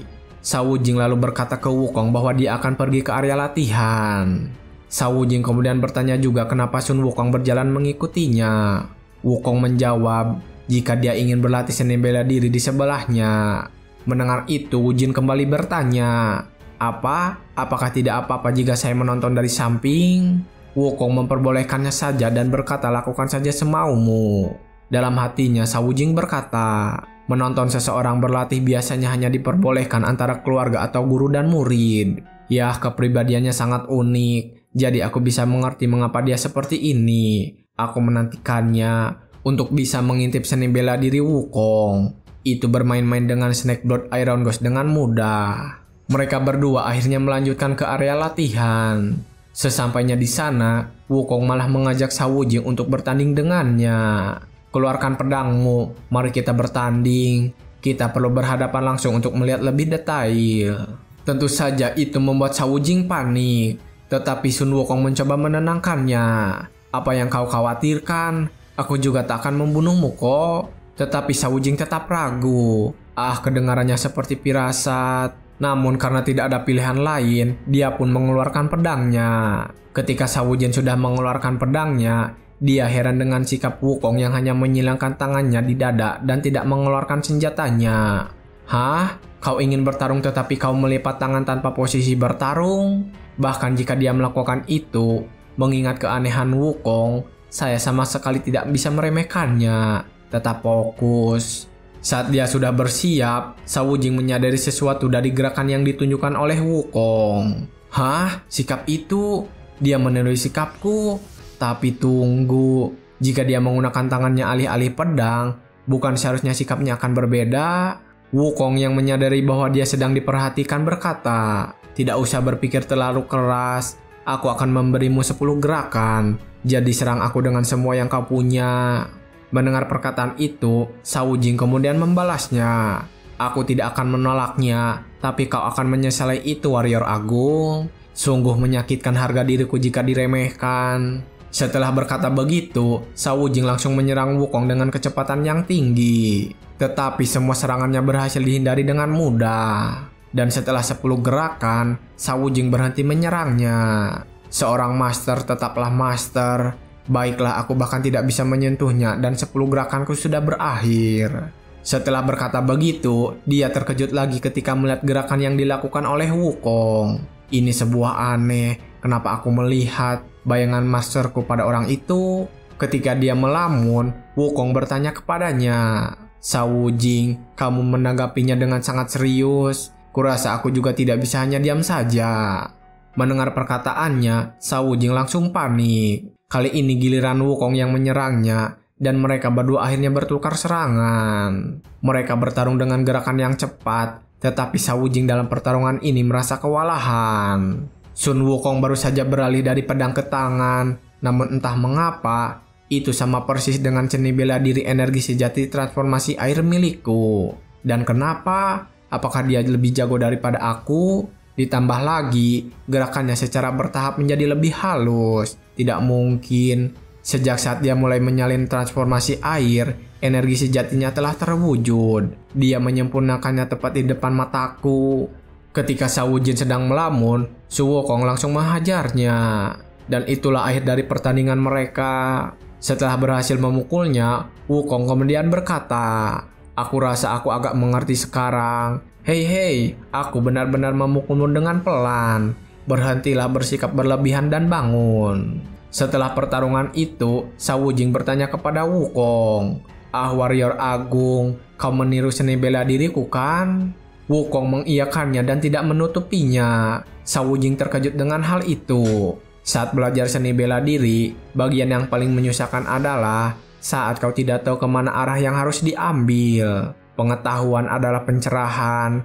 Saya baru saja mengalami tujuan dan bentuk ideal transformasi air energi sejati. Apakah aku bisa menjadi seperti itu? Shao Wujing kemudian bertanya kenapa Wukong bisa melakukannya. "Tidak, kamu baru saja melihat seni bela diriku dan menirunya. Dan kamu bahkan menggunakannya lebih sempurna daripada aku." Mendengar perkataan itu, Wukong lalu menjawab, "Ah, begitu. Itu berjalan begitu saja." Dan begitulah mereka berakhir berlatih. Beberapa jam kemudian, Wukong sedang menyendiri dan berpikir mengenai teknik bela dirinya. Sudah beberapa hari, tetapi aku masih belum bisa menggabungkan kedua aliran tersebut. Sungguh menjebalkan. Apakah kemampuan Master Sun ini lebih rendah daripada manusia? Wajar saja Sun Wukong saat ini tidak dapat melakukannya. Ratusan, ribuan, puluhan ribu orang jenius sepanjang sejarah telah mewarisi dan mengembangkan teknik mental. Bisakah seseorang menyelesaikannya hanya dalam 7 hari? Selain itu, upaya radikal untuk mencampur konsep dari dua teknik mental merupakan suatu masalah yang tidak mudah dipecahkan bahkan oleh Sun Wukong yang agung. Namun tidak peduli seberapa jarangnya suatu jalan dilalui, pada akhirnya jalan tersebut akan dirintis. Wukong lalu berkata dalam hatinya, "Sampai saat ini, gaya bertarungku hanya mengayunkan tangan dan menendang, serta menggeliat liar untuk mengalahkan musuh. Namun manusia, dengan setiap napas, dengan setiap gerakan energi yang kecil, mengikuti bentuk dan posisi yang telah ditentukan sebelumnya, begitulah cara mereka mengendalikan dan memanfaatkan energi yang bergerak secara acak sesuai dengan kehendak mereka. Sebaliknya, teknik mentalku yang menggunakan kekuatan iblis tidak memiliki semua itu. Jika demikian, aku perlu mengendalikan kekuatan iblisku dalam bentuk yang paling sempurna dan menemukan jalan yang paling pasti dengan menyelaraskannya dengan bentuk dan sikap yang tepat. Akan lebih baik jika bisa beradu dengan lebih banyak seniman bela diri. Tapi sebelum itu, aku harus memperbaiki kebiasaan mengintip itu." Setelah memikirkan hal itu, Wukong langsung berlari dengan cepat menuju ke suatu arah. Dan ternyata dia mengincar seekor burung hantu berwarna putih. Memang benar, meski dunia berubah dan waktu berlalu, apa yang ada tepat ada. Melihat Sun Wukong yang sedang mengejarnya, burung hantu putih itu pun mencoba untuk kabur. Tetapi Wukong cukup cepat dan berhasil mengejarnya dan akhirnya menangkapnya. "Kok berani untuk kabur? Kau terbang menjauh dengan sangat cepat, membuatku bekerja keras untuk mengejarnya." Setelah berkata begitu, burung hantu itu tiba-tiba berbicara. "Saha maneh?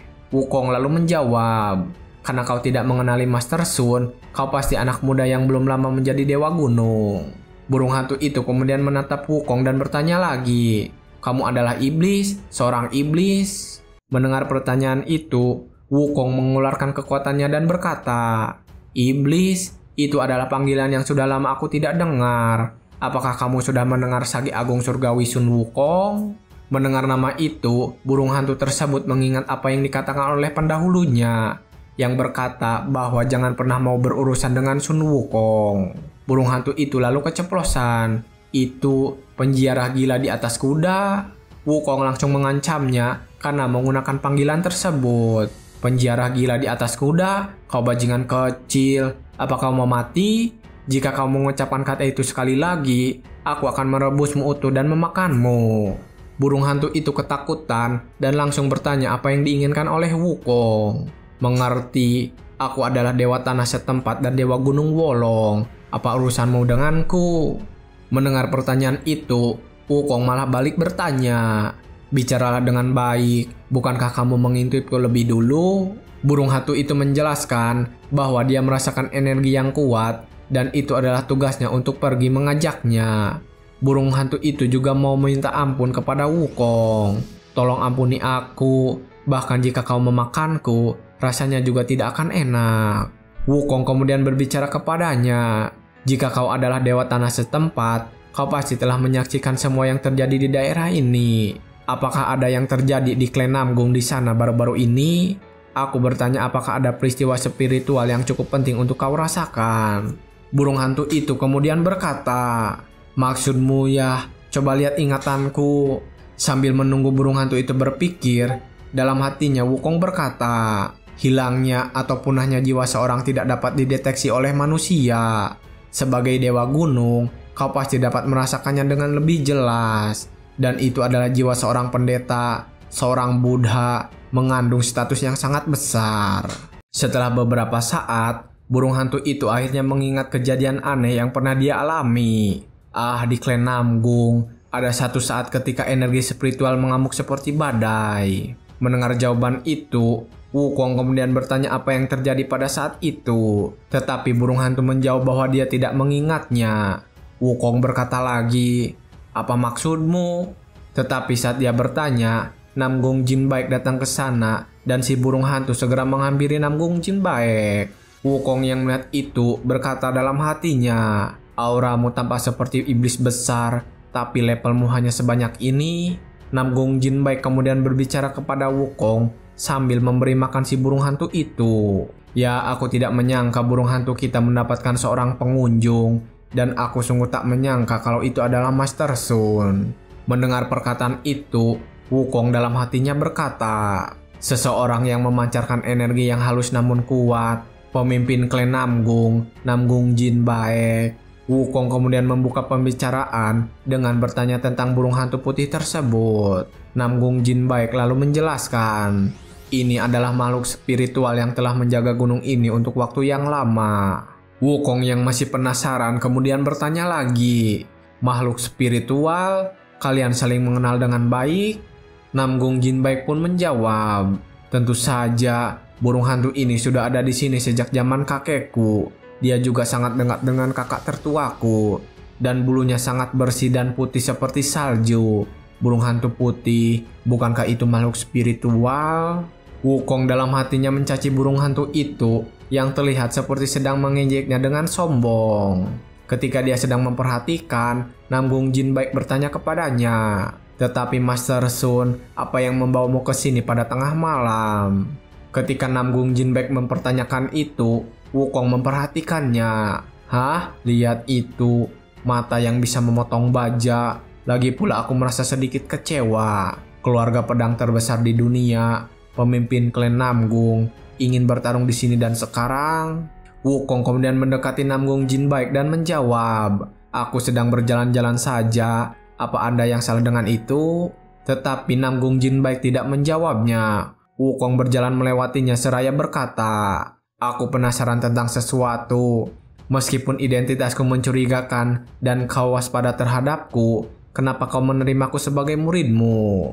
Namgung Jin Baek menjawab, Aku merasakan perasaan yang familiar, seolah-olah kita pernah bertemu di suatu tempat sebelumnya. Apa kita mungkin saling kenal? Mendengar jawaban itu, Wukong berkata dalam hati. Bahkan tanpa melihat benang takdir, apakah dia pemimpin oleh perasaan naluriah? Setelah berpikir begitu, Wukong menjawabnya bahwa ini adalah pertemuan pertamanya. Namgung Jinbaik kemudian berkata lagi, jika kamu memiliki masa lalu dan identitas yang ingin kamu sembunyikan, itu bukan cara dunia persilatan untuk mengorek-ngoreknya. Tapi jelaslah kamu memasuki klan kami dengan suatu tujuan, bukan, Master Sun? Saat itu juga, Wukong langsung memberitahunya bahwa tujuannya adalah untuk mencari seseorang. Mendengar tujuan itu, Jinbaik bertanya, menemukan seseorang, siapa yang kau cari? Wukong pun menjawab, aku tidak tahu namanya atau penampilannya. Aku mungkin tidak tahu wajahnya atau namanya, tapi aku terhubung dengannya. Ketika takdir yang terikat oleh koneksi menuntunku, pilihan apa yang kumiliki? Mendengar penjelasan itu, dalam hatinya Namgung Jinbaik berkata, kedengarannya seperti sesuatu yang akan dikatakan oleh seorang biksu terkenal. Apakah kamu dari Shaolin? Namgung Jinbaik kemudian menjelaskan tentang situasi klannya. Kalau begitu, kau harus tinggal di klan untuk menemukan orang itu. Aku mungkin baik-baik saja dengan itu, tetapi klan Namgung kita kehilangan banyak anggota keluarga karena mata-mata selama perang melawan sekte jahat. Itulah sebabnya anggota klan kami lebih berhati-hati terhadap orang luar. Jika Anda perlu tinggal di sini, Master Sun, Anda harus mendapatkan kepercayaan kami. Untuk kepercayaan itu, saya ingin Anda mengambil satu tugas. Mendengarnya, Wukong langsung bersedia untuk menerima tugas tersebut. Namgung Jinbaik lalu berkata lagi, bahkan meskipun kau belum mendengar tugasnya seperti apa, Wukong langsung menjawab, dengan koneksi kita, apa pentingnya? Namgung Jinbaik kemudian memastikan, bukankah kau bilang ini pertama kalinya kita bertemu? Mendengar pertanyaan itu, Wukong kemudian tersenyum dan menjawab, mungkinkah kita memiliki hubungan di kehidupan lampau kita? Setelah mengatakannya, Wukong langsung pergi meninggalkan tempat tersebut. Meskipun Namgung Jinbaik bukan biksu, dia punya hubungan yang kuat seperti Shawujing. Begitu aku mendapatkan kepercayaannya, saat melacak jejak biksu di dalam klan, dia pasti akan sangat membantuku. Cerita yang ingin ku dengar dari burung hantu berkepala kucing harus menunggu dulu. Beberapa hari kemudian, di pusat kota provinsi Anhui, Wukong bersama Shawujin sedang berjalan-jalan di sana. Dan semua orang langsung memperhatikan mereka berdua. Wukong yang melihat itu bertanya kepada Shawujin, pernahkah Anda melihat bengkel besi paling terkenal di provinsi Anhui? Shawujin pun menjawab, ya, tepat setelah gang di depan Anda, bengkel besi Yang Ha. Tapi apa urusanmu di bengkel besi? Wukong berkata kalau dia ingin mendapatkan sebuah senjata. Wujin kemudian bertanya lagi, oh, senjata jenis apa yang akan kamu dapatkan? Wukong pun menjawab, sebuah tongkat akan menjadi yang terbaik. Apa kau tidak tahu senjata favoritnya Sage Agung Surgawi? Apakah mereka bisa membuat tongkat terberat? Beberapa saat kemudian, akhirnya mereka sampai di tempat pandai besi itu. Wukong langsung memintanya kepada pandai besi di sana. Pandai besi yang menerima permintaannya kaget. Bukan tombak tapi tongkat. Orang macam apa dia? Dia juga terlihat sangat mulia. Melihat pengrajin itu menatapnya terus, Wukong menegurnya. Aku memang punya wajah yang tampan, tapi memalukan jika terlalu banyak menatap. Lelehkan ini untuk membungkus ujung tongkat. Pandai besi itu kemudian menerima barang tersebut dan menganggapnya remeh karena sangat ringan. Tetapi ketika dia mencoba memukulnya, senjata yang dia pegang langsung patah. Mungkinkah ini? Apakah ini besi meteoroid? Mendengar pertanyaan itu, Wukong berkata, besi meteoroid? Karena penguasa tertinggi yang lebih tua mengambil 7 bintang untuk membuatnya, itu adalah besi meteoroid. Itu tidak salah. Apakah bengkel besi Yang Ha dapat melakukannya? Jika mereka dapat melakukannya, aku ingin membawa lebih banyak besi meteoroid untuk membungkus seluruh staf. Mendengar itu semua, si pandai besi terkejut. Besi meteoroid sama sulitnya untuk diperoleh seperti memetik bintang dari langit. Kau punya sebanyak itu? Aku tidak berbohong. Sebagiannya ada di depanmu, bukan? Pandai besi itu lalu mendekati Wukong dan berkata, Percayakan saja pada kami akan berusaha sebaik mungkin.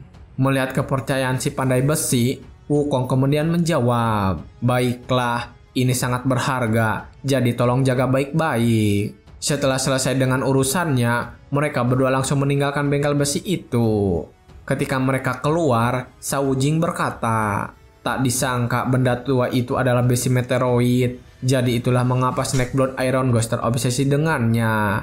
Karena itu adalah sesuatu yang berharga seperti besi meteoroid, dia tampaknya mempercayakannya kepada bengkel besi Yangha yang terbesar di daerah tersebut." Wukong kemudian berkata, "Baiklah, aku memang datang untuk membuat senjata, tapi bukan itu saja. Klan Namgung memintaku untuk melakukan suatu pekerjaan. Bengkel besi Yangha dikelola oleh Klan Namgung untuk waktu yang lama. Klan Namgung yang dilemahkan oleh perang melawan sekte jahat kehilangan hak operasi kepada saingannya yang disebut Blue Heroes Guild. Hal yang penting di sini adalah sebelum Blue Heroes Guild membentuk aliansi dengan kelompok yang disebut Tiger Stargate, mereka ingin saya membantu memulihkan hak operasi dengan para pandai besi." Mendengar semua itu, Shao Jin sangat terkejut. "Hah? Tiger Stargate? Mereka adalah sekte jahat yang cukup besar. Bahkan 5 klan besar pun tidak dapat menghadapi mereka dengan mudah. Tiger Stargate tampaknya bertujuan untuk menembus pasar provinsi Anhui. Mereka memiliki hubungan yang rumit dengan klan Namgung. Mengapa kau menerima permintaan seperti itu? Jika Anda melangkah maju untuk menangani masalah ini, klan Namgung akan mengklaim bahwa hal itu dilakukan untuk alasan pribadi oleh murid tamu mereka dan menghindari tanggung jawab dengan mundur. Dendam Blue Heroes Guild dan bahkan Tiger Stargate mungkin semuanya ditunjukkan kepadamu." Melihatnya yang seperti itu, Wukong merasa senang. Dalam hatinya dia berkata, "Nah, kau nampaknya khawatir padaku." Shao Jing berkata lagi, "Oh, apakah ini benar terjadi? Haruskah kita kabur sekarang juga?" Wukong kemudian merangkulnya dan berkata, "Aku akan mengurusnya, jadi jangan khawatir adik kecil. Ikutlah denganku, aku akan membelikanmu seblak." Mereka berdua lanjut ke kedai seblak untuk makan dahulu. Wukong dalam hatinya berkata, "Aku sudah meletakkan dasar-dasarnya. Sekarang yang bisa kulakukan adalah menunggu dengan tongkat pancing yang dimiringkan." Singkat cerita, mereka akhirnya sampai di kedai seblak dan mereka langsung makan seblak di sana. Ketika mereka sedang mengobrol, Shao Jing melihat ada seseorang gadis cantik yang datang ke sana. Shao Jing berkata dalam hatinya, "Hah? Wow, wanita cantik. Terima kasih sudah datang ke sini." Kenapa dia datang ke sini?" Kemudian perempuan itu bertanya kepada Shao Jing, "Kenapa kau menatapku?" "Itu hanya untuk menyembunyikan identitasku." Wukong pun menjawab, "Riasannya cocok untukmu, cukup efektif. Adikku belum menyadarinya." Setelah Wukong berkata begitu, barulah Shao Jing menyadari penyamarannya dan tak sengaja memanggil namanya. Muhwa kemudian langsung menyuruhnya untuk diam. "Shh, diam. Daerah ini adalah wilayah Blue Heroes Guild dan restoran ini juga merupakan tempat usaha mereka. Master Sun, saya dengar Anda setuju untuk bergabung dengan seni bela diri klan Namgung. Kenapa kamu bergerak sendiri lebih dulu?" Mendengar pertanyaan itu, Wukong pun menjawab, "Karena Anda meminta kerjasama, saya bergerak dengan mempertimbangkan kepentingan klan Namgung." Muhwa pun berkata, "Mereka sedang membuat rencana di rumah utama." Mendengar itu, Wukong bertanya, "Rencana untuk menggunakan aku sebagai orang terdepan dan mencaplokkannya dengan paksa?" Mendengar rencana itu, Muhwa mengiyakannya. "Kamu menebak dengan benar. Aku rasa itu bukan pendekatan yang baik." Tapi Wukong kemudian bertanya lagi, "Pendekatan apa yang ada dalam pikiranmu?" Muhwa pun menjawab, "Apa yang kau pikirkan? Ku dengar bengkel besi sedang gempar." Wukong kemudian menjawab, "Baiklah, karena aku berada di bengkel besi, aku akan memesan senjata." Mendengar perkataannya, Muhwa langsung memarahinya.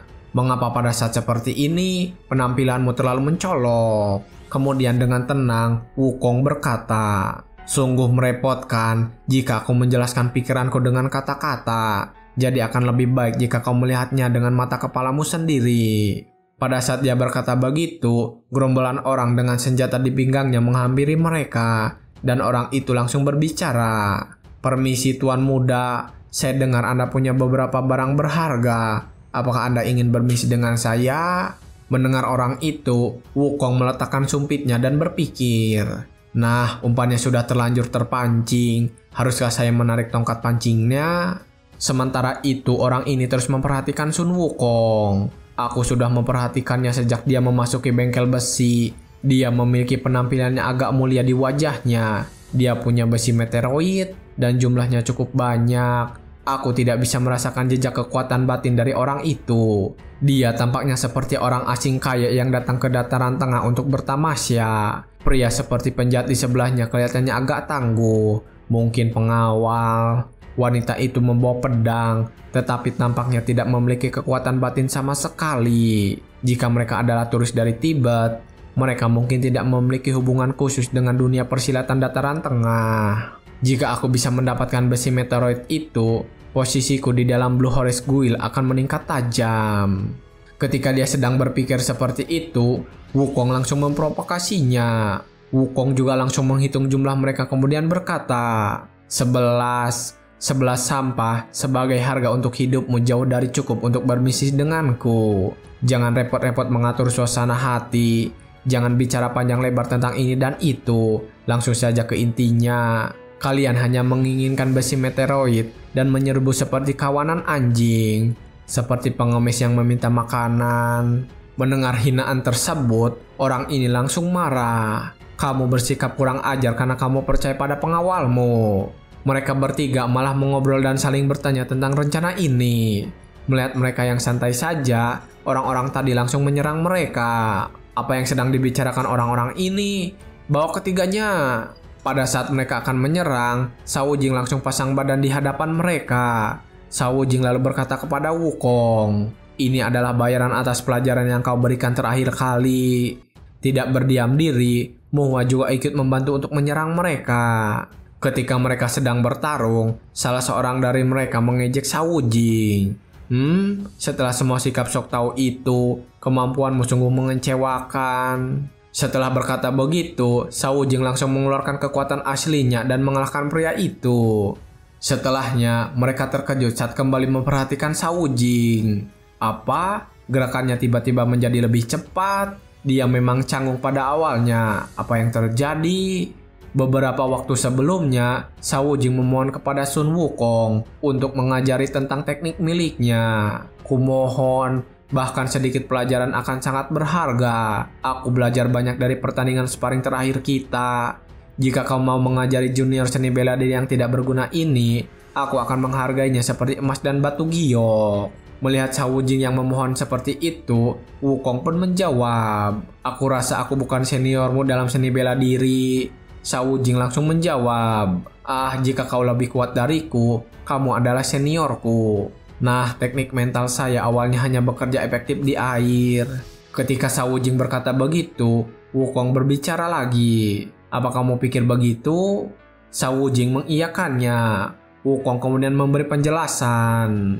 "Kalau begitu, berpikirlah ini bukan sebuah daratan, tetapi pikiran ini adalah bawah air. Bergeraklah seolah-olah kamu sedang berenang di dalam air. Itulah satu saran yang dapat kuberikan kepadamu." Kembali ke saat ini, saat sedang bertarung, Shao Jing berkata dalam hatinya, "Sekalipun aku menganggapnya di bawah air, aku masih berdiri di daratan. Jadi apa bedanya? Omong kosong sekali, itulah yang saya pikirkan." Namun baru setelah saya menyadarinya, kemudian saya mengerti. Kalimat itu adalah prinsip utama transformasi air saya, energi sejati. Ketika Shao Jing sedang bertarung, ternyata Wuha sedang mengawasinya. Apakah aku salah? Pria Shao Jing ini bertahan lebih baik dari yang diharapkan. Namun, dia bertarung dengan cara yang aneh. Bernapas sangat penting untuk menggunakan tenaga dalam. Namun ia bernapas dengan tidak normal. Tidak, apakah dia tidak bernapas sama sekali? Setelah berkata begitu, Muhwa kemudian mendekati Wukong dan berkata, "Sepertinya kau tidak membutuhkanku di sini." Wukong kemudian berbicara, "Mari kita amati baik-baik. Saya hanya memberinya satu nasihat dan dia melakukannya dengan cukup baik. Jadi, dia tidak sepenuhnya keras kepala. Setidaknya dia bisa mengerti apa yang aku katakan. Di sisi Xiao Wujin, dia berlari ke arah lain untuk memancing para prajurit. Kemudian Sang Wujing menggunakan kuda-kuda seperti Wukong saat itu. Wukong yang melihatnya berkata, apakah dia meniru posisi saat dia bertarung denganku? Arus sungai yang deras sebenarnya menambah kekuatan untuk bergerak bebas. Kura-kura hanya menyerahkan tubuhnya pada arus. Setelah melakukan gerakan itu, Xiao Wujing langsung menerjang ke arah gerombolan prajurit dan mengalahkan mereka sekaligus. Melihat itu, pemimpinnya langsung panik dan ketakutan. Bagaimana ini terjadi? Aku langsung kalah. Kupikir mereka hanya sekelompok orang yang tidak penting. Baik wanita itu maupun bajingan itu, keterampilan mereka luar biasa. Sementara itu, Xiao Wujing merasa lega setelah melakukannya. Dengan ini saya telah melangkah maju. Sekarang saya dapat menangani transformasi air menjadi energi sejati secara efektif di darat juga. Xiao Wujing kemudian menatap Wukong dan berkata, tidak bisakah kau langsung menyuruhku menahan napas dan mematikan semua indraku? Mendengar pertanyaan itu, Wukong pun menjawab, jalan yang mudah adalah jalan yang mudah runtuh.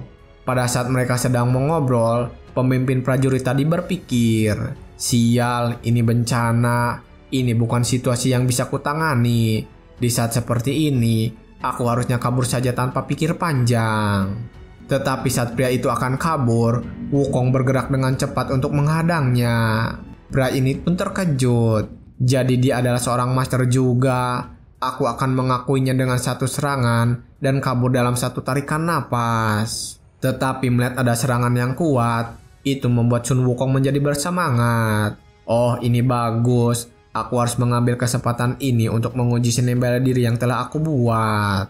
Kekuatan iblis awalnya meletus dan berputar-putar seperti badai. Tapi sekarang alih-alih berkembang, aku menempatkan kekuatan iblis dalam genggamanku.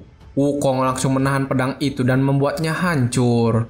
Lalu langsung memukul lawannya dengan kekuatan iblis. Dia terus menghajarnya lagi menggunakan kekuatan barunya. Aku tidak mengerti cara mengompres kekuatan iblis. Baiklah, mulai sekarang, aku Sage Agung Surgawi akan mengajarimu langsung. Melihat Wukong yang sedang menghajar pria itu, Muhwa berpendapat tentang Wukong. Master Sun, apakah besi meteoroid hanya umpan untuk mendapatkan pembenaran?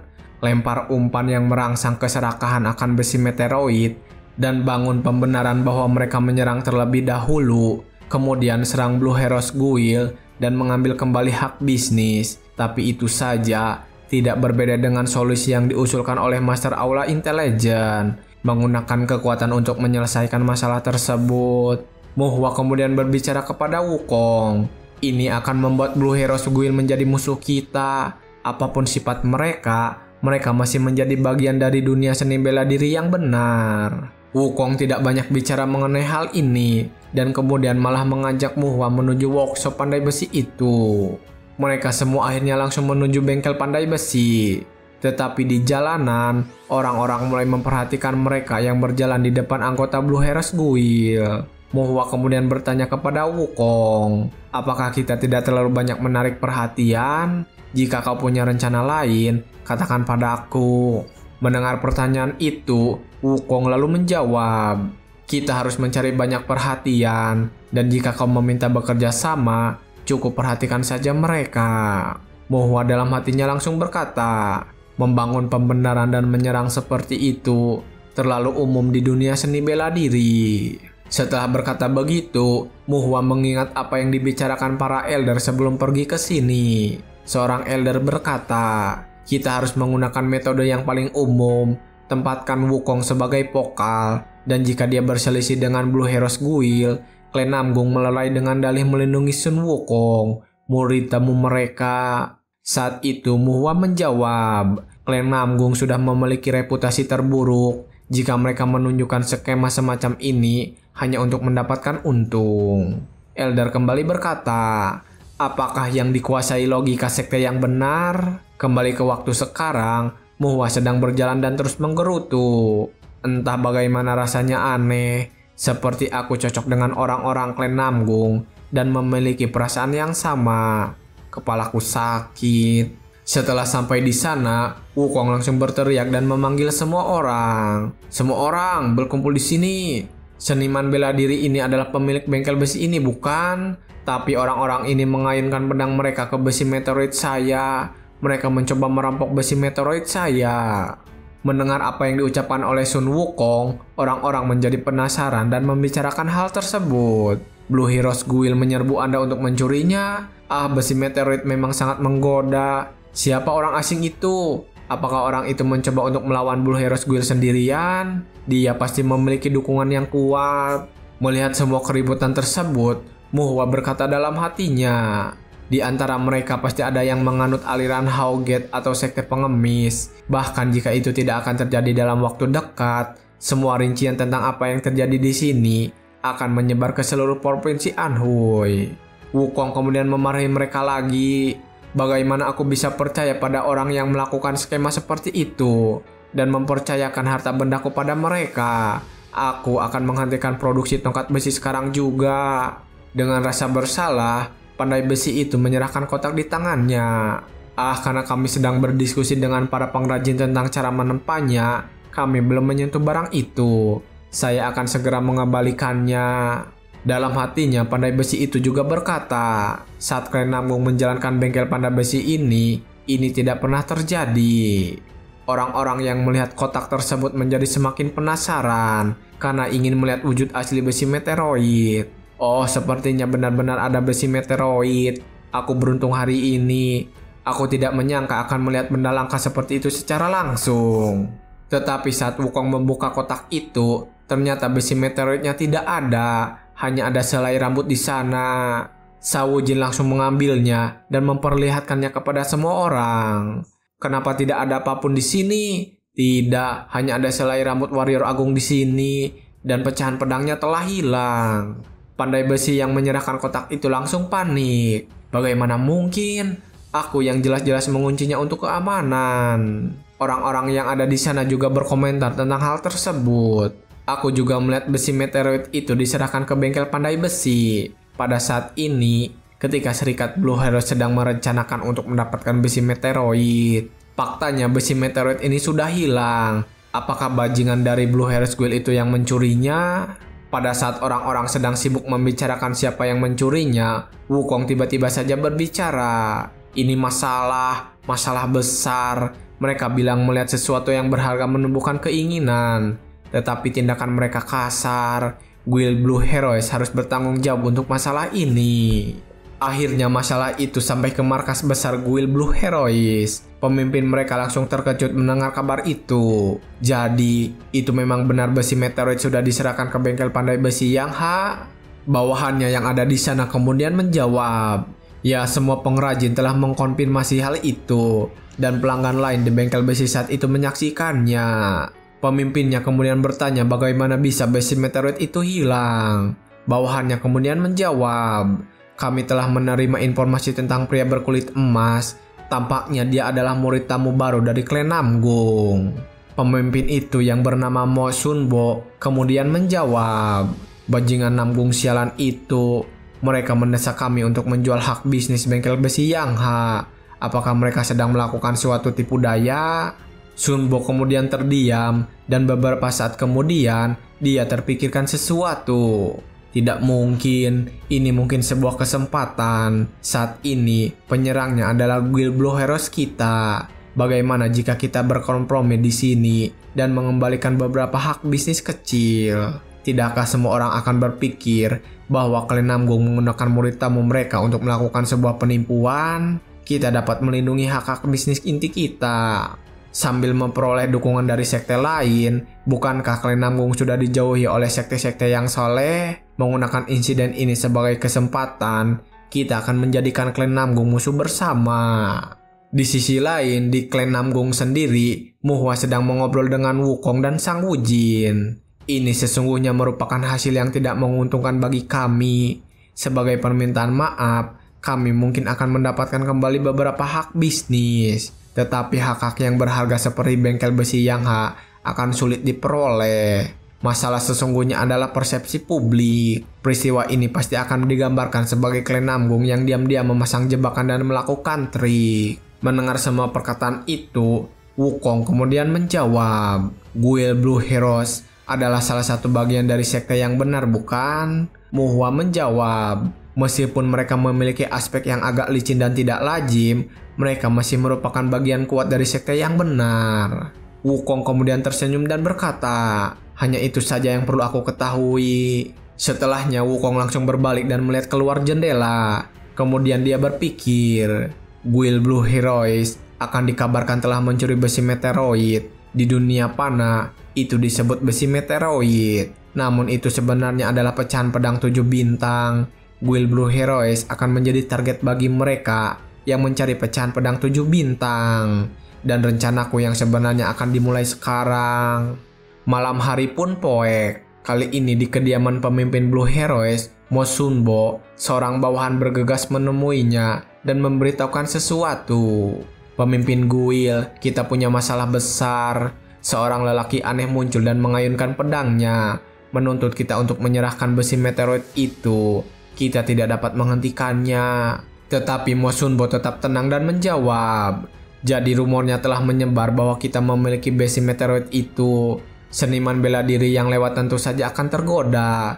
Pimpin prajurit kita dan hadapilah. Jangan menunjukkan belas kasihan. Banyak seniman bela diri akan berkumpul setelah mendengar rumor palsu. Jadi gunakan kesempatan ini sebagai peringatan." Bawahannya kemudian mengatakan sesuatu yang mengejutkan. "Pemimpin Guild, ya tentang itu, semua prajurit di pintu masuk sudah dihabisi." Di saat Mo Sunbo ingin memastikan hal itu lagi, bawahannya langsung dihabisi oleh seseorang yang menerobos masuk. Melihatnya, Sanbo langsung menanyakan identitasnya.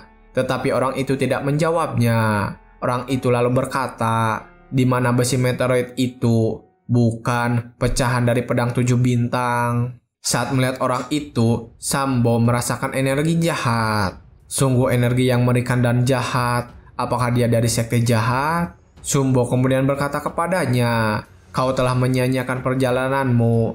Kami tidak memiliki barang seperti itu. Bahkan jika kami memilikinya, apakah kau pikir kami akan menyerahkannya dengan sukarela?" Setelah mendengar perkataan Mo Sunbo, orang itu kemudian mengamuk dan menyerangnya. "Kalau begitu, aku tidak punya pilihan selain menghabisi semua orang dan membakar tempat ini. Itu satu-satunya yang tersisa di tengah kobaran api." Dan begitulah orang itu langsung memporak-porandakan Serikat Blue Heroes. Sementara itu di klan Namgung, seorang pelayan langsung berlari menuju Muhwa memberitahunya sesuatu. Muhwa, Serikat Blue Heroes yang tiba-tiba diserang telah meminta bantuan kita." Muhwa terkejut mendengar kabar itu dan kembali memastikan kepada bawahannya. Lalu sesaat kemudian dia terpikirkan sesuatu.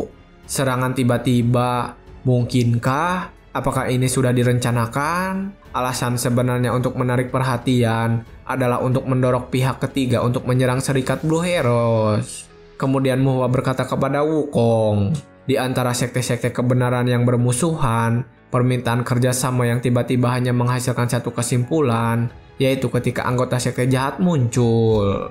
Mendengar hal itu, Wukong langsung terpikirkan sesuatu. Sekte jahat, sekalipun itu diinduksi, tampaknya mereka tidak menduga akan munculnya sekte jahat. Bagaimana para seniman bela diri jahat ditangani hanya dengan menyebut kata jahat, dan bagaimana para seniman bela diri klan Namgung bereaksi, dikenal di seluruh dunia persilatan, namun mereka berani menunjukkan diri di provinsi Anhui. Setelah berpikir begitu, Wukong kemudian tersenyum dan mengajak Muhwa untuk bergegas. "Baiklah, sebelum mengambil kembali hak operasi bengkel besi Yang Ha, mari kita selamatkan Serikat Blue Heroes di masa krisis mereka." Mendengar hal itu, Muhwa langsung memerintahkan para anggotanya, "Siapkan semua personel yang tersedia secepat mungkin dan beritahu mereka untuk datang ke Serikat Blue Heroes." Dalam perjalanan menuju ke Serikat Blue Heroes, Sun Wukong berbicara sendiri. "Umpan yang saya lemparkan terus mendapat gigitan. Kali ini, saya akan mengaitkan bahkan yang di atas Snakeblood Iron Ghost." Setelah beberapa saat, akhirnya mereka sampai di lokasi. Dan ternyata seluruh bangunan Serikat Blue Heroes sudah terbakar. Sawujin juga terkejut saat melihatnya. Begitu juga dengan Muhwa. Itu adalah kebun terbesar di daerah ini, dan mereka telah membakar semuanya. Mereka adalah praktisi jalan hitam dari Provinsi Anhui. Semua pemimpin masing-masing faksi berkumpul. Pemimpin sekolah bela diri teratai hitam, Wang Dongjuan, pemimpin keluarga harimau, Hu Jeongak, pemimpin persekutuan naga hitam, Pascol, pemimpin persekutuan lembah awan, Jongnam, Snake Blood Iron Ghost juga. Berikan hadiah untuk fragmen pedang 7 bintang di antara praktisi jalur hitam. Sementara itu, Hu Jeongak, salah satu dari praktisi itu, berbicara kepada Muhwa dan Wukong. Tujuan kami bukanlah untuk melahap habis serikat Blue Heroes. Jika serikat Blue Heroes jatuh seperti ini, kami bersedia berbagi hak bisnis dengan klaim Nanggung. Bengkel besi Yangha, Pavilion Tiger Star, penginapan West Riper, agen pendampingan West Riper, kami akan memberikan semuanya. Mendengar semua itu, Muhwa kemudian berpikir setelah mendengarnya. Bengkel besi Yangha, Pavilion Tiger Star, penginapan West Riper, agen escort West Riper, keempatnya tempat-tempat yang dijual kepada serikat Blue Heroes dengan harga sangat murah selama perang melawan sekte jahat. Istilah yang sangat bagus. Itulah sebabnya mengapa lebih mencurigakan jika diketahui bahwa praktisi jalur hitam bersatu untuk menyerang sekte yang benar. Orang lain tidak akan tinggal diam, tidak peduli keterampilan negosiasi apa yang digunakan untuk meredakan situasi. Risikonya terlalu besar. Mungkinkah mereka mengincar besi meteoroid? Tidak, itu tidak mungkin. Mengingat sifat praktisi jalur hitam, akan lebih rasional bagi mereka untuk menginginkan banyak hak bisnis. Mengambil resiko itu dengan para pemimpin sendiri yang maju. Untuk memblokir pintu masuk, apa artinya ini? Wukong yang mampu membaca pikiran seseorang menjawab Muhwa. Artinya ada seseorang yang telah menyatukan praktis jalan hitam Anhui dan berdiri di atas mereka. Selain itu, tujuan orang itu bukanlah serikat Blue Heroes. Mendengar Wukong yang berbicara begitu, Ha Jeongak langsung memarahi Wukong. Apakah kamu si kepala kotoran yang melumpuhkan serikat Blue Heroes? Mendengar pertanyaannya, Wukong kemudian menjawab, "Hah, kepala kotoran lagi? Kau yang pertama, urutan kematianmu." Mendengar perkataan Wukong, Ha Jeongak langsung emosi dan berjalan, lalu kemudian bergerak dengan cepat untuk menyerang Wukong. Tetapi dengan tenangnya, Wukong langsung menahan dia untuk mengeluarkan pedang, kemudian memegangi kepalanya dan berkata, "Kenapa kamu menatap seperti itu? Aku tidak suka." Wukong langsung menggunakan tangan untuk membelah pedang milik Ha Jeongak. Ha Jeongak sendiri langsung menjaga jarak. Dia langsung panik saat melihat pedangnya. Dalam hatinya dia berkata, "Dia adalah seorang master. Dia bukan lawan yang bisa aku kalahkan. Bahkan jika kita berempat menyerang secara bersamaan, aku tidak tahu apa yang akan terjadi." Setelah menimbang hal itu, Ha Jeongak langsung memberikan perintah kepada para pasukannya. "Anak-anak, taklukkan orang-orang di belakangnya." Dalam hatinya Ha Jeongak berkata, "Aku mungkin tidak bisa menang, tetapi aku akan menghadapimu dengan cara yang memastikan aku tidak kalah." Melihat hal itu, Wukong berkata kepadanya, "Karena kamu tidak bisa yakin mengalahkanku, kamu akan menyandera orang. Itu pemikiran seperti praktisi jalan hitam. Apa yang kau lakukan? Cepatlah masuk. Jangan khawatir, aku tidak akan menghabisimu." Wukong terus menantang dan mengeluarkan kekuatannya. "Meskipun kelihatannya begitu, aku seorang Buddha. Jadi aku mengikuti prinsip tidak membunuh. Aku akan menghukum kalian dengan murah hati hanya sejauh waktu yang telah kalian habiskan untuk melakukan kejahatan. Seperti digigit ular berbisa, aku akan membiarkanmu hidup seperti tikus mati."